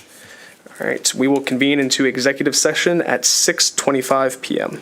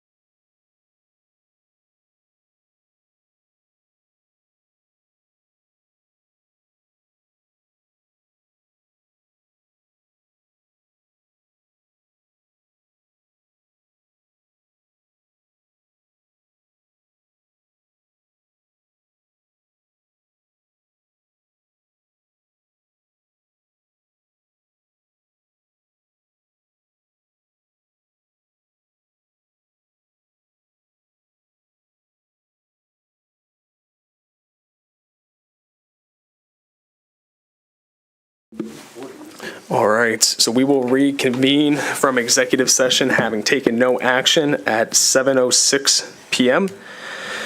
We will now move on to the first item for the regular agenda, which is consideration and possible action to approve Resolution 2023-R-18.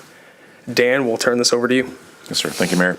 So the city currently owns approximately 2.19 acres off of Highway 6 near Wilson. And this item before you would allow two things. It would allow you to approve an earnest money contract and also to authorize me to sign the paperwork should this sale actually go to closing. Mayor Davis is a licensed realtor, so ordinarily the mayor would sign this, but he's asked that the city manager sign the paperwork for this one. So if you have any questions, we talked about this a little bit already, but if you have any questions, I'm happy to answer. Any questions, comments from council? Okay, do we have a motion?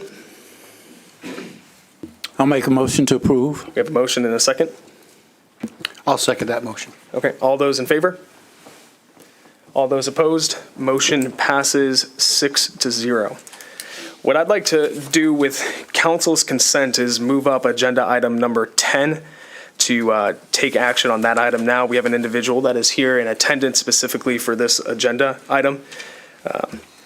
Council good with that? I'm good with that. All right, so we have consideration and possible action to approve ordinance 2023-0-25. I believe for this one, I'll turn it over to Tammy.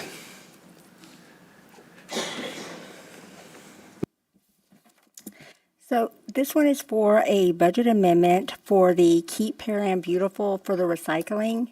There was a, city council approved the expenditure. However, there was a confusion with the last year's invoice didn't post until this year's current fiscal year budget.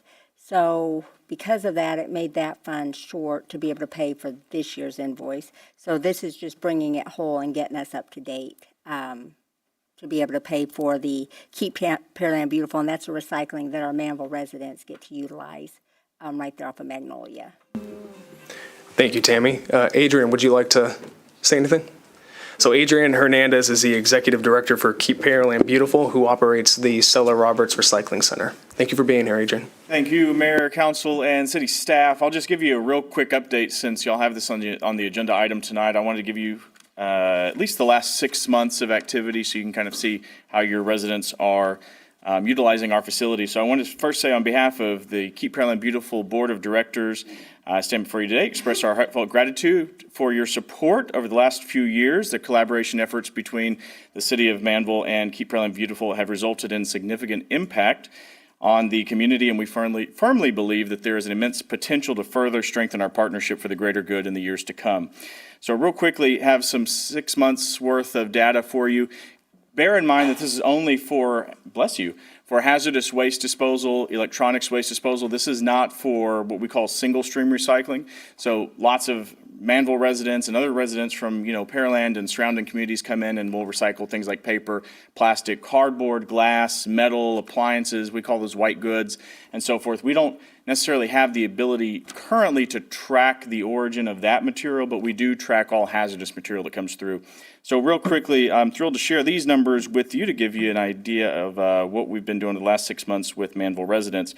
So in the last 6 months, we have processed approximately 109,000 pounds of household hazardous waste, which is things like paint, that's oil-based and latex, as well as household cleaning chemicals, lawn chemicals, pesticides, pool chemicals, all sorts of things like that, even including like old cooking oil, things of that nature that normally may be just thrown into the trash or dumped into a ditch or something like that. These are things that are commonly actually kind of difficult to dispose of for people, so they end up hoarding them over the years, and then they've got this big mass of things, particularly if somebody passes away, a parent or grandparent, they clean out the garage and they've got tons and tons of old paint and chemicals, things like that.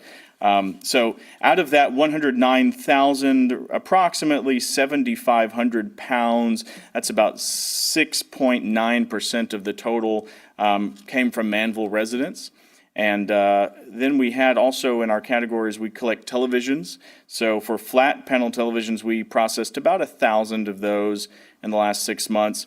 And then about 350 old tube, like the old large box, projector televisions. Of that, 93 flats from Manvel, 25 tubes. So that's about 9% and 7.25% respectively for those two categories. Automotive fluids, we saw 653 gallons of automotive fluids. That's all types of fluids from vehicles, including gasoline, motor oil, but excludes brake fluid. That goes into the hazardous chemical category. We collected a total of 10,000, so Manvel represents about 6.5% of that total. And then for other e-waste, that would be computers, cell phones, tablets, things of that nature. We collected about 4,100 units there, and Manvel residents contributed about 400, so roughly 10% of that total came from Manvel residents. When we break that down into a dollar amount, what it costs to process that, what we use is a blended rate for the majority of the hazardous waste, and then we have a small, figure that we add on top of that to represent kind of our staff labor, things like that. We have the total cost for Manvel's portion of the last 6 months at roughly $12,558. That's not a reconciled number, just to let you know. We'll have to go back and reconcile that number, but that should give you a rough approximation of what it is. That represents 320 Manvel residents just in the hazardous waste category for the last 6 months. So if we annualize that number, that gives us about 640 residents that we're anticipating, and then roughly $25,117 in HHW cost for disposal and recycling. That number does fluctuate year over year. I think a couple of years ago at the height of COVID, that number was significantly higher because everyone was cleaning out their garages and things like that. So it's come down a little bit, but it's slowly starting to build its way back up. So with that, wanted to see if y'all had any questions about our program, kind of what we do with the city, and maybe some other ideas for future collaborations where we can assist you in providing your residents with additional access to recycling services. I'm a little confused. Is there a charge for a Manvel resident to take something over there? No, sir. It's free of charge. All right. So do you take oil filters? We do, yes. That's all of my questions. Thank you. And engine oil? Yes, we take engine oil. For automotive fluids, there is a cap. I believe it's 25 gallons at a time. So anything more than 25 gallons, we can't take. Yeah, but we have a great. Actually, our contractor is on 1128, and they do a fantastic job of taking all the automotive fluids, excluding the brake fluid. They actually collect from us free of charge. So really the only cost there is our staff labor to process that, put it into the right tanks, and they turn all of the old automotive fluids into jet engine fuel, which is kind of a cool thing. So Cool. Yeah. Any questions from council? Thank you, Adrian. Okay. Appreciate the update. All right, do I have any discussion or questions regarding the ordinance before us? Okay, I will make a motion to approve ordinance 2023-0-25. I'll second that motion. We have a motion and a second. All those in favor? All those opposed? Motion passes unanimously, 6-0. We will now move up to our regular agenda item number 2, which is consideration and possible action to approve resolution 2023-R-19. Dan, I'll turn this over to you. Sure, Mayor. And we talked about this one briefly at the last meeting.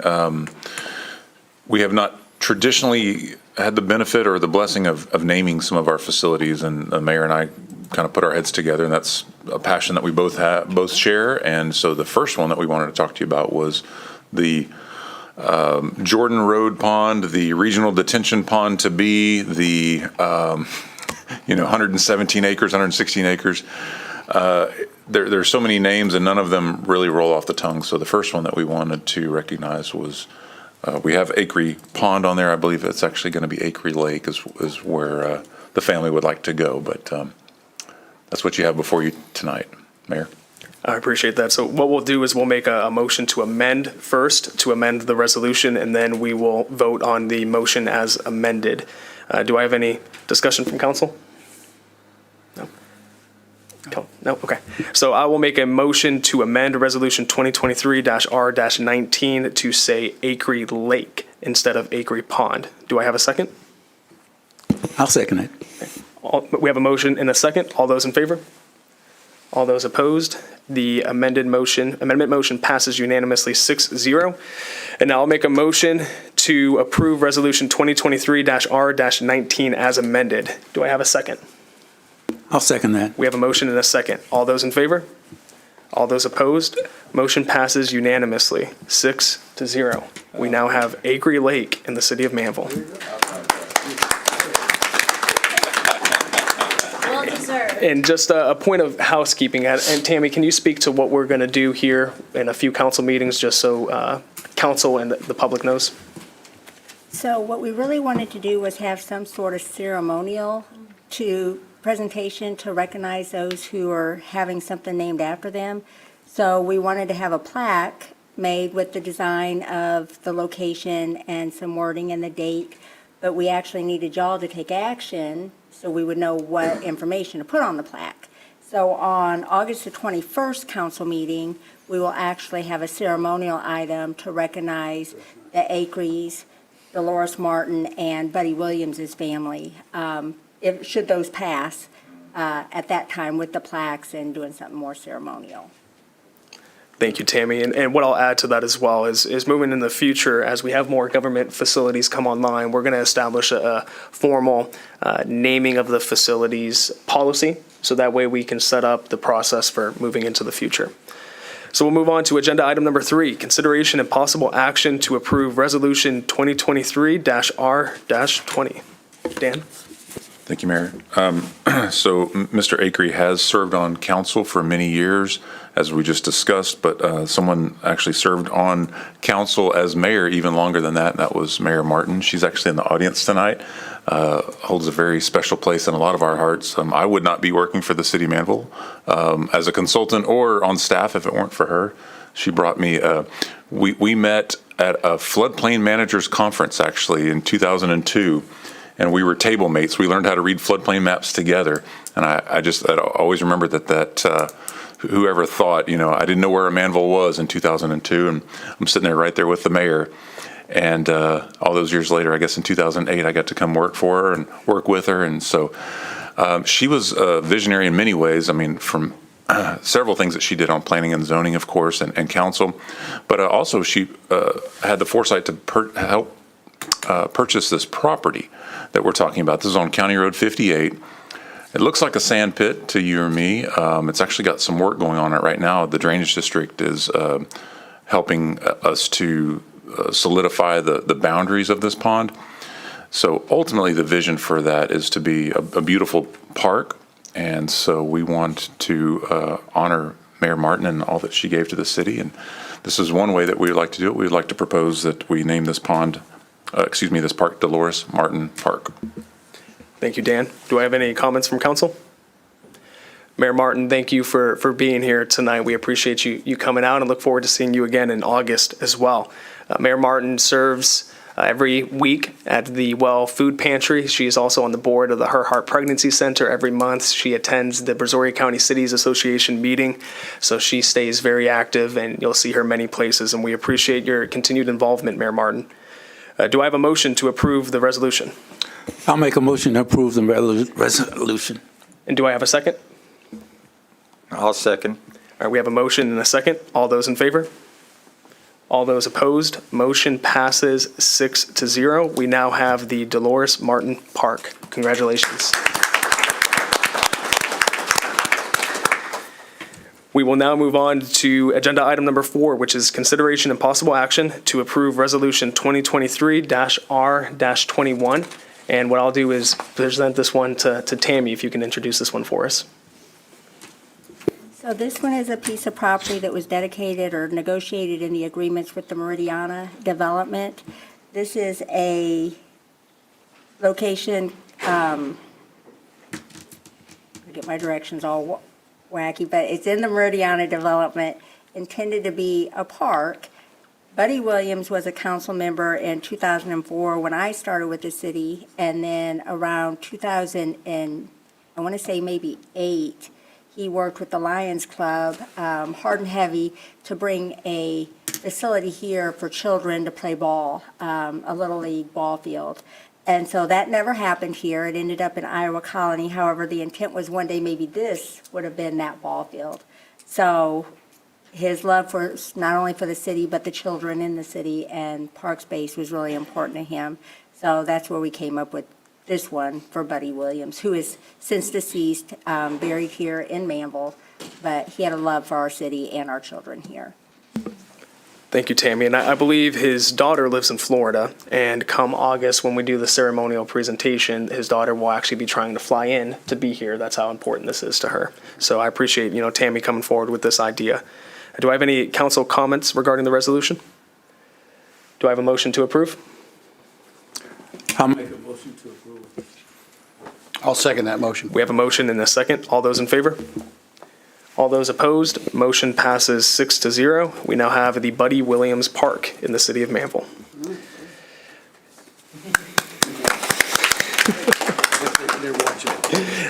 Absolutely. All right, agenda item number 5, which is consideration and possible action to approve a development agreement between the City of Manvel and Foxtail Sky LLC and authorize the mayor to execute the agreement. Dan or Jessica? Sure, I have short people problems. We have a development agreement before you, and it's for the Foxtail Palms development. Foxtail Palms is a residential community, and that's going to be on south of Rodeo Palms Drive, I believe. It is right after you get out of Rodeo Palms, actually for their commercial development, if you know where their facilities are.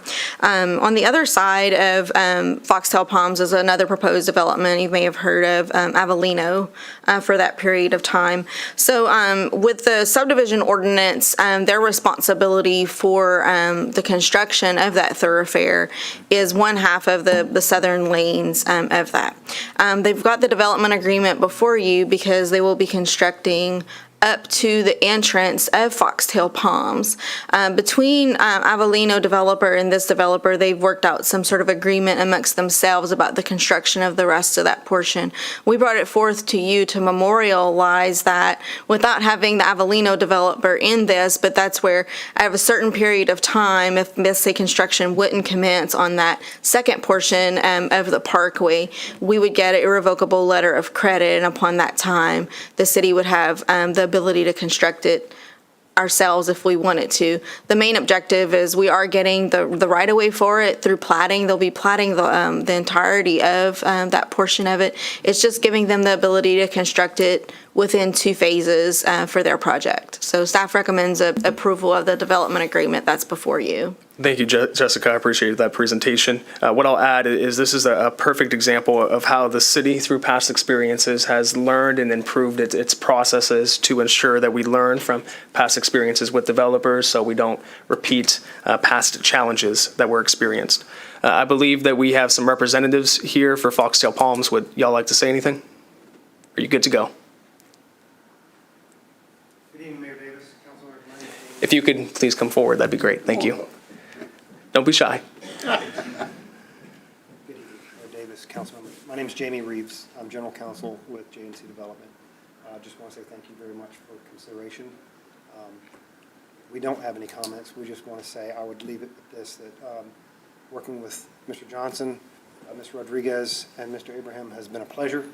I enjoy the rapport that we've built with them, and J&C Development in Saratoga Homes has been building in Manvel for the last decade in Rodeo Palms, and we look to be a partner and builder with the city. So we appreciate the opportunity.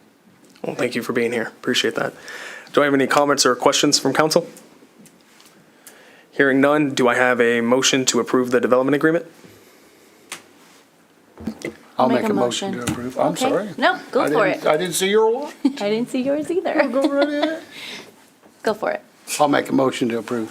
I'll second that. We have a motion and a second. All those in favor? All those opposed? Motion passes unanimously 6-0, and we look forward to seeing the progress that y'all make. Moving on to agenda item number 6, consideration and possible action to approve the first of 2 readings of ordinance 2023-0-24. Dan? Thank you, Mayor.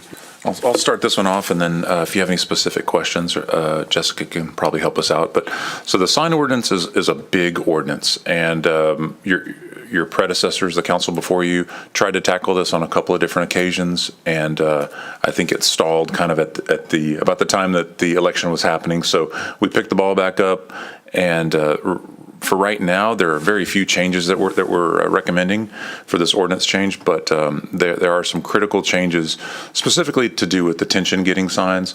We did have as Councilwoman Sarmiento read earlier, we did have a very productive collaborative meeting week before last, and then several back and forth emails to kind of land on something that seems like will work for everybody. So thank you, and thank you, Mayor, also for y'all's time sitting in with us. It was kind of fun. I don't know that we've done that before with, I guess, stakeholders, if you will, from the community and council members and staff kind of all work together. And it did take a little while, just, kind of figuring out where everybody sits in the process, but I think it was productive. So hopefully we captured everything. I did circle back around with Mr. Weekly just, to make sure that we were still on the same page, that, there wasn't a bait and switch or anything like that. So I think we've got it. If you've got it in front of you, if you'd like, would you like Jessica to go through any of the specific changes, or have y'all had a chance to look at it? Do we have any questions or comments from council? So I guess what you're recommending is to approve the Wiggly thing? How many? That is a great question. So essentially, those are deemed as attention-getting devices, and so there's a definition already in the ordinance for that. So the definition doesn't change. It's just where the location of that particular attention-getting sign, where it's at within the ordinance. So before it was strictly prohibited, period. Now it's under allowed without a permit. So it's allowed without a permit with 3 provisions. They're on page 8, it looks like. One is that they cannot extend over or into any street right-of-way or the alley or the sidewalk or public thoroughfare. So they can't be right out there, where a vehicle could hit them, of course, or where they're blocking the sidewalk. They've got to be kept in good repair. They can't, be faded or frayed or tattered. And then 3, they have to be on premises. So you can't have your sign, just like any other sign, you can't have it somewhere else. You couldn't just put it on a street corner or something like that. So if we have any more provisions than those, then it would probably need to be a permitted sign instead of a non-permitted sign. So it could be 1 or it could be 20? At the moment, it could, Right? yes. Yeah. Yes, sir. Any other questions, comments from council? Okay. Do I have a motion to approve the ordinance? I'll make a motion to approve the ordinance. And I'll second that. We have a motion and a second. All those in favor? All those opposed? Motion passes 5-1. Thank you, Dan and Jessica and Joes, for your work on this. Agenda item number 7, concurrence with the interim city manager's decision to promote Robbie Hall as Director of Community Services. Dan? Thank you again, Mayor. This is kind of the apex of the meeting for me. There's a vacancy over there next to Rosie for the Director of Community Services. We've been without our director since May, I suppose. And actually, in a lot of ways, we've had him all along.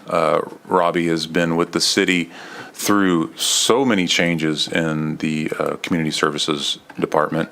And he's been the rock, quite frankly, for me. And for y'all, whether you realize it or not, hopefully, for the most part, citizens didn't even recognize, that we're all kind of carrying more on our shoulders right now, and it's because of leadership like that Robbie brings to the table. He's got a great staff already over there. Most of the folks he had a hand in hiring, which is pretty exciting. They all do what he says anyway, so we might as well give him the title. Yeah, I'm just kind of kidding, but. Robbie, if you'd like to, I'd love for you to come up and say a word or two if you feel comfortable.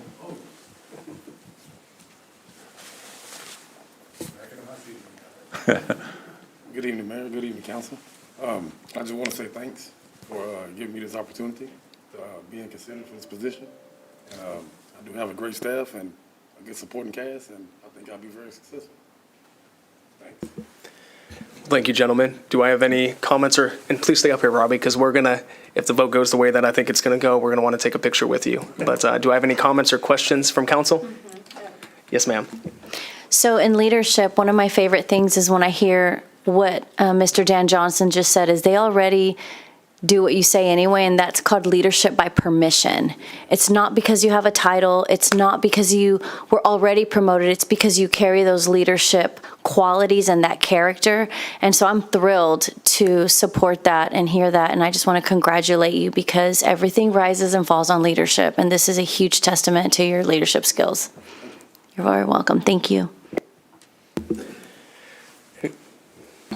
Robbie, I remember you back before you were all dressed up, out there on the roads, patching and everything.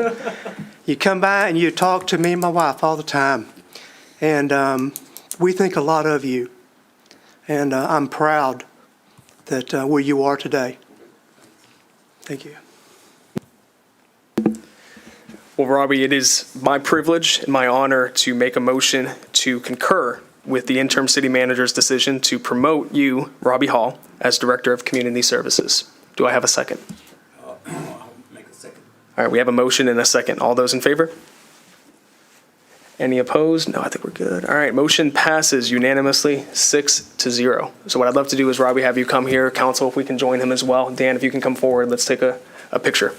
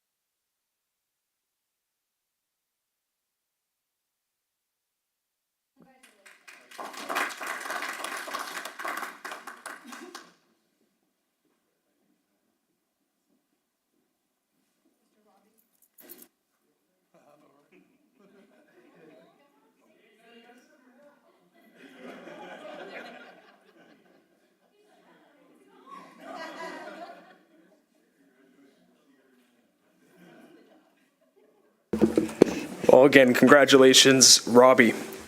We will move on to agenda item number 8, which is consideration and possible action to approve the proposed job description for the city manager position. Chad, can you please come and introduce this item for us?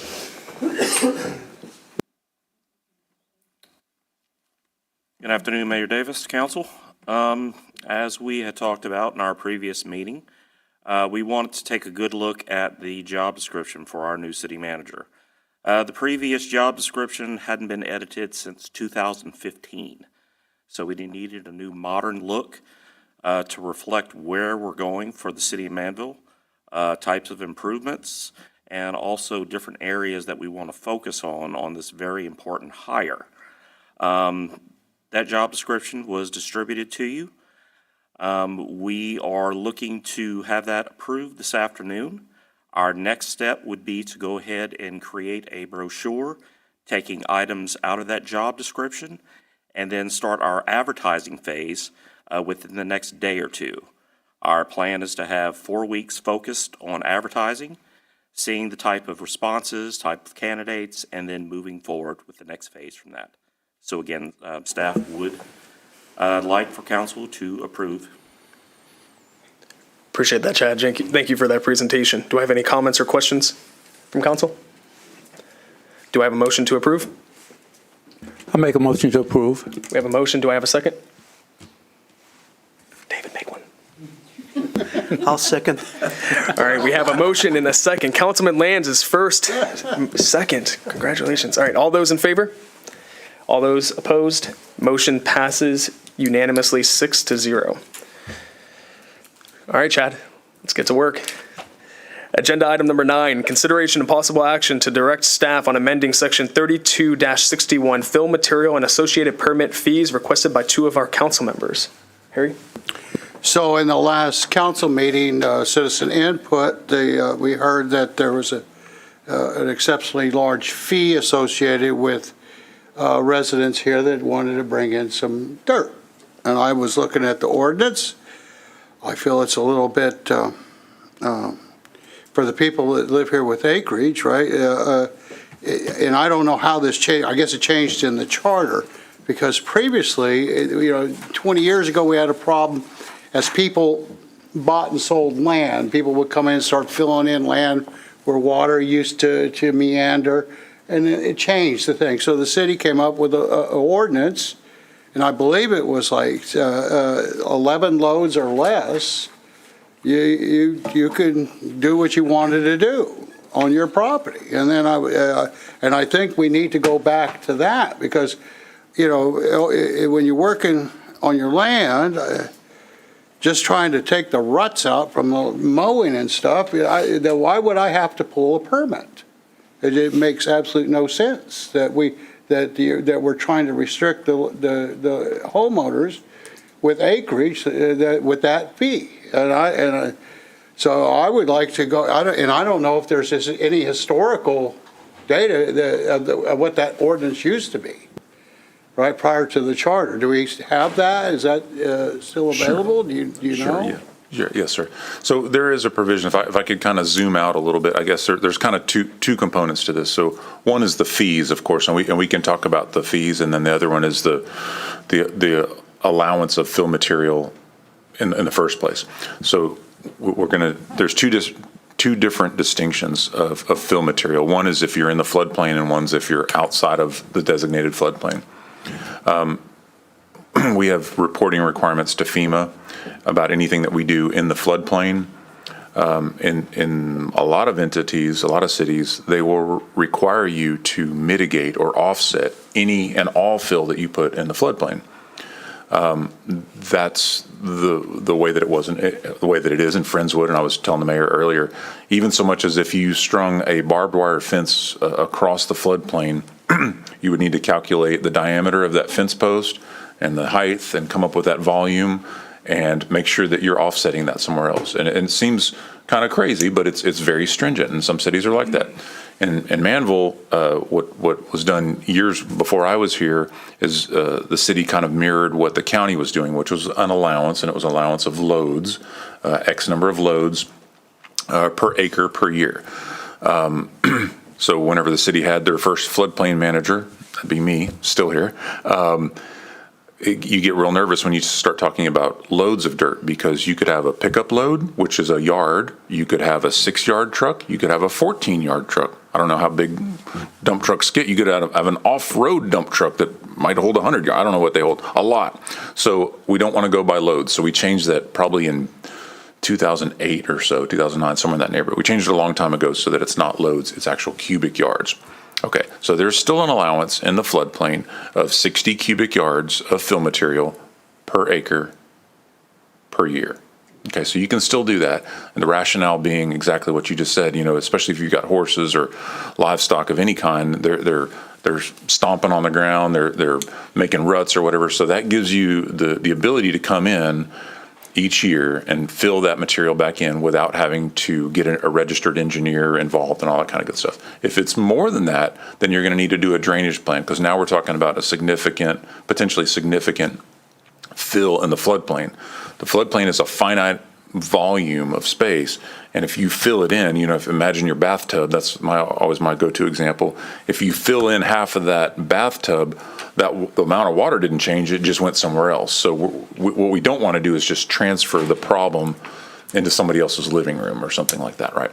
So it still needs, in my opinion, as your floodplain manager and city engineer and whatever other thing I'm doing right now, you need to keep that in there. You need to keep a limit.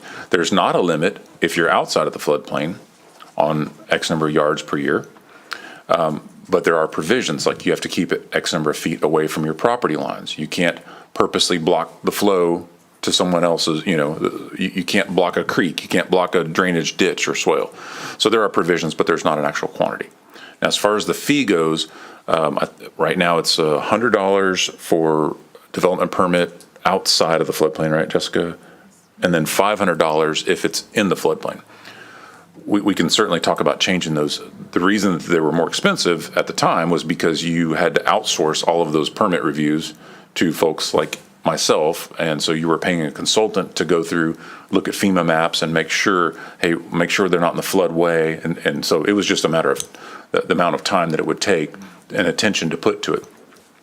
Now, if we want to change that to $100 each or a zero, I mean, certainly whatever council wants to do on that. Okay, so when I was bouncing this around the other day. Sure. So you're saying if more than 60 cubic yards, how much is that?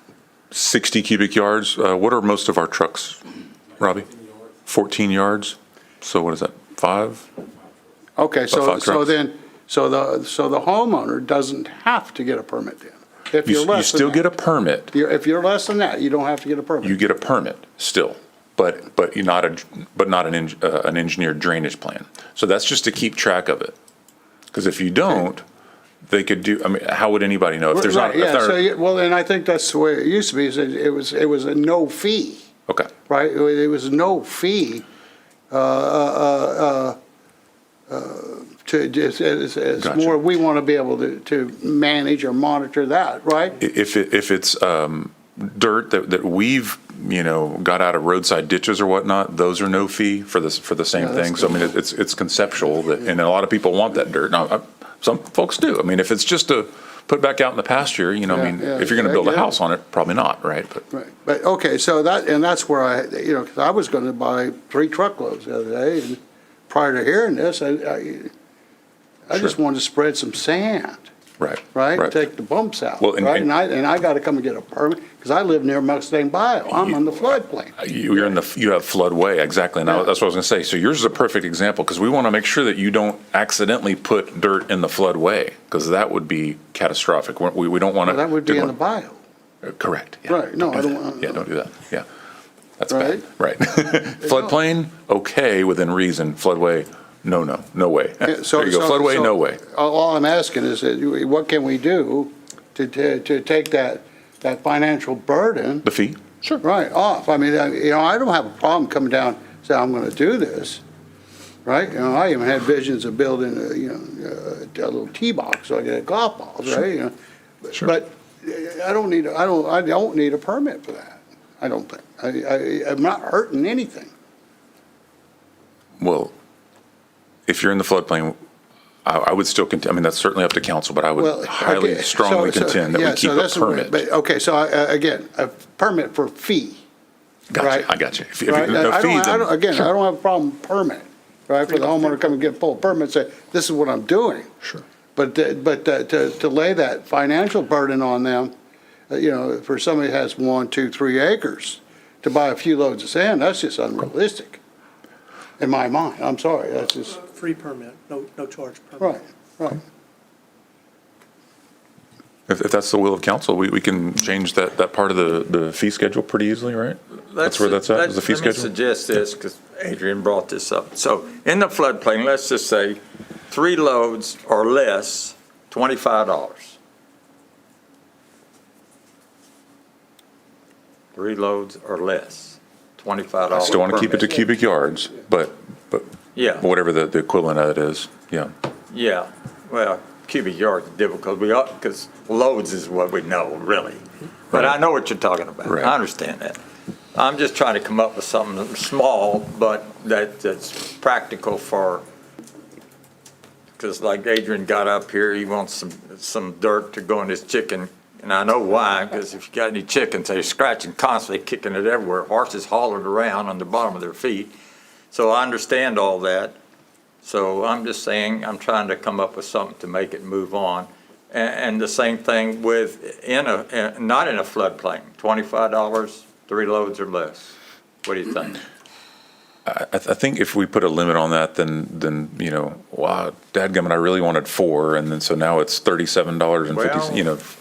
Let's just make it a flat fee or whatever that. Right. Well, that's a good question. That's why 6 of us are sitting here. What do you do over 4, over 3?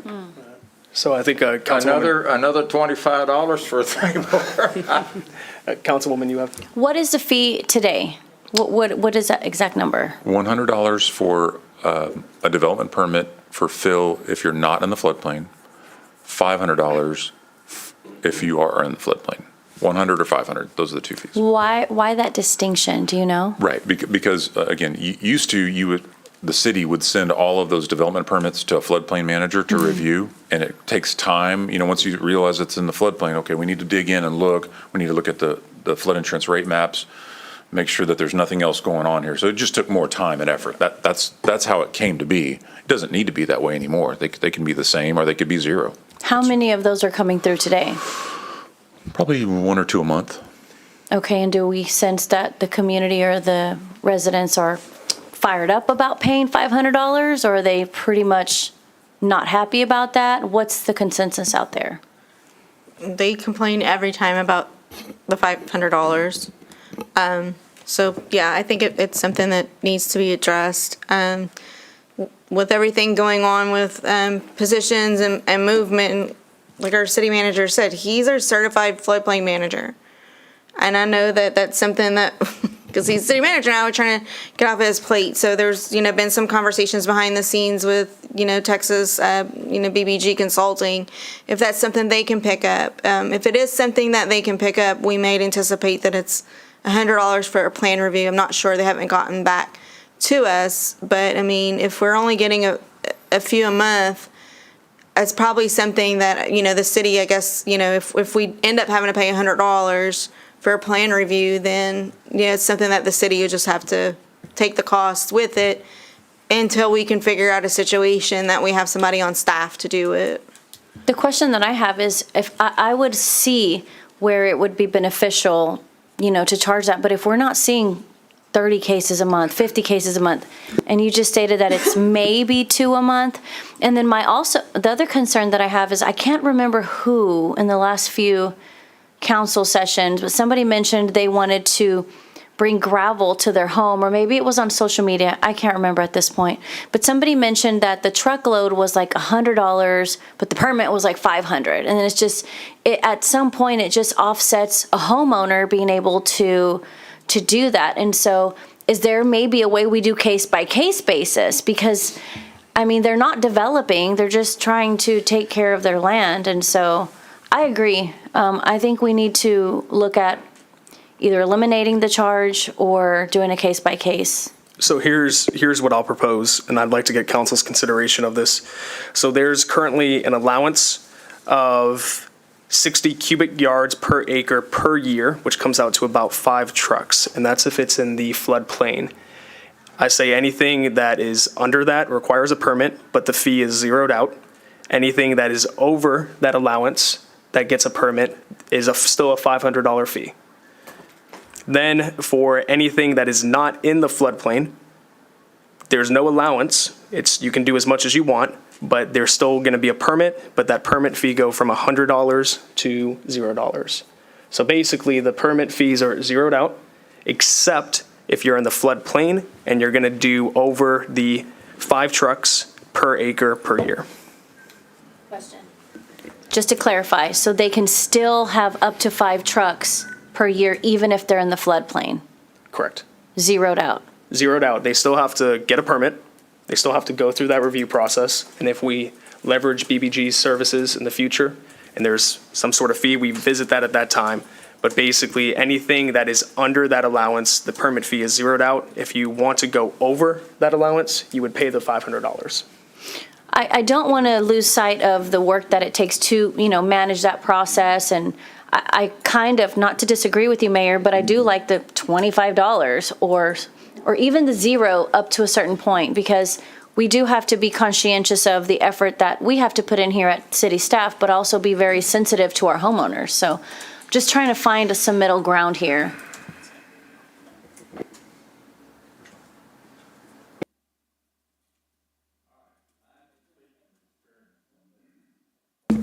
Is it on?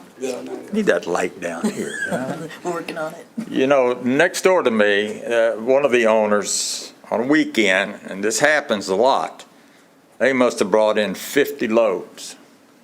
You've seen it. That's excessive, and they will do it. So you've got to have a limit, and that's not in the floodplain. but he has to have a drainage plan. That's critical, you know. And now the guy that owns it is not the one that brought it in, but it happens. I can tell you it does happen. So you got to watch out for that. So all I think Harry and I are trying to do is just do away with the large fee to a reasonable amount of loads. So whatever that number is, I don't know. You live on property. What do you think?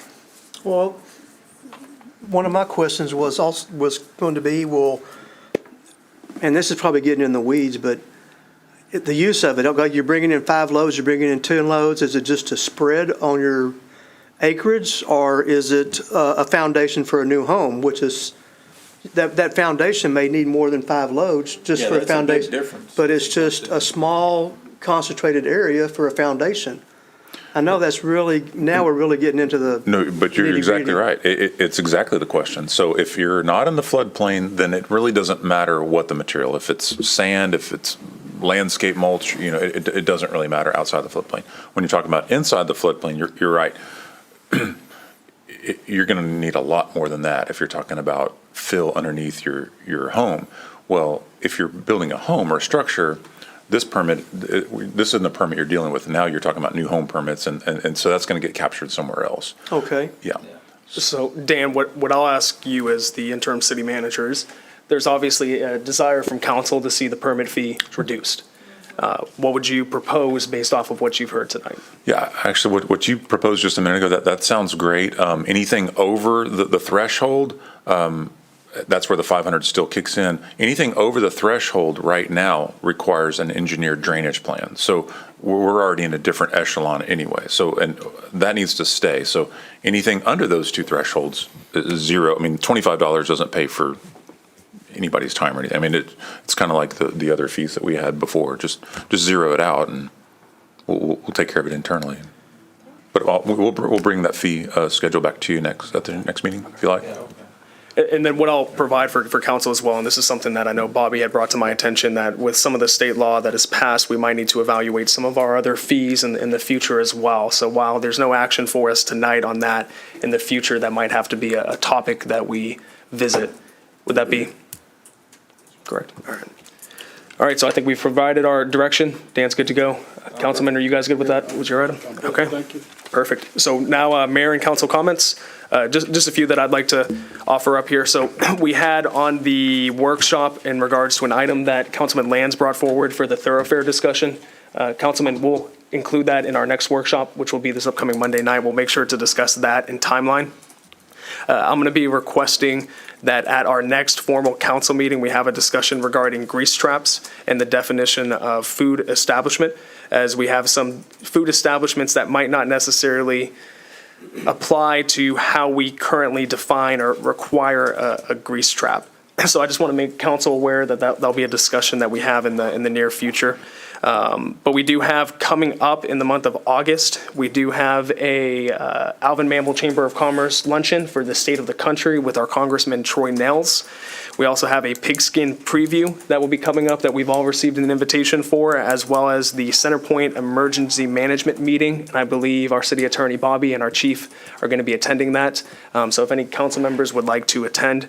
Then the other thing is we have some jam that's been given to us by Mr. Paul Sofka, placed out here by our lovely city secretary, Tammy. This was grown on his property that he wanted to make sure and provide to us. But any other comments from council or staff? Yes, Ron. Is there a burn ban? Thank you for asking. There's not currently a burn ban, but Joe, actually, Joe Murray, our fire marshal, keeps track of that every day and sends me updates. So right now, rain is not forecasted until the weekend, I think he said. So we're right teetering on it. Yes, sir. Okay. Good. Councilman? So I was looking around the webpage today, and I still, it's just kind of I'm stuck on this. I still don't see anywhere, other than in a previous budget presentation, the city's mission statement. Anywhere on the webpage. Right? I just think that's kind of important for folks to see it, know it, right? But right now, it looks like it's a secret. It's not a secret, but I will tell you, if you'll look at the bottom of your, you want to tell them, Tammy? We talked about this internally. Mr. Harry, if you look at the bottom of your agenda, we have it there, and we will get it on the website as well. And it is on, anyone that looks in any budget books, it's on many pages in the budget books for the last 5 years. They're going to put it on the website as well, put it in more places. Yep. Then I'm done. Appreciate you bringing that up, Councilman. And Dan, I just want to give a kudos to you and Chief and the department heads and Chad as well for your work on the take-home vehicle policy. I know that's something that's been important to our city employees now, and to be able to deliver on that and provide this first iteration, and maybe there's room for improvement in the future, but I think it goes a long way to retaining our quality talent. So thank you for your work on your effort there. All right, with that, do I have a motion to adjourn? Make a motion to adjourn. Okay, do I have a second? I'll second. We have a motion and a second. All those in favor? All those opposed? Meeting adjourns at 7:57 PM before 8 o'clock.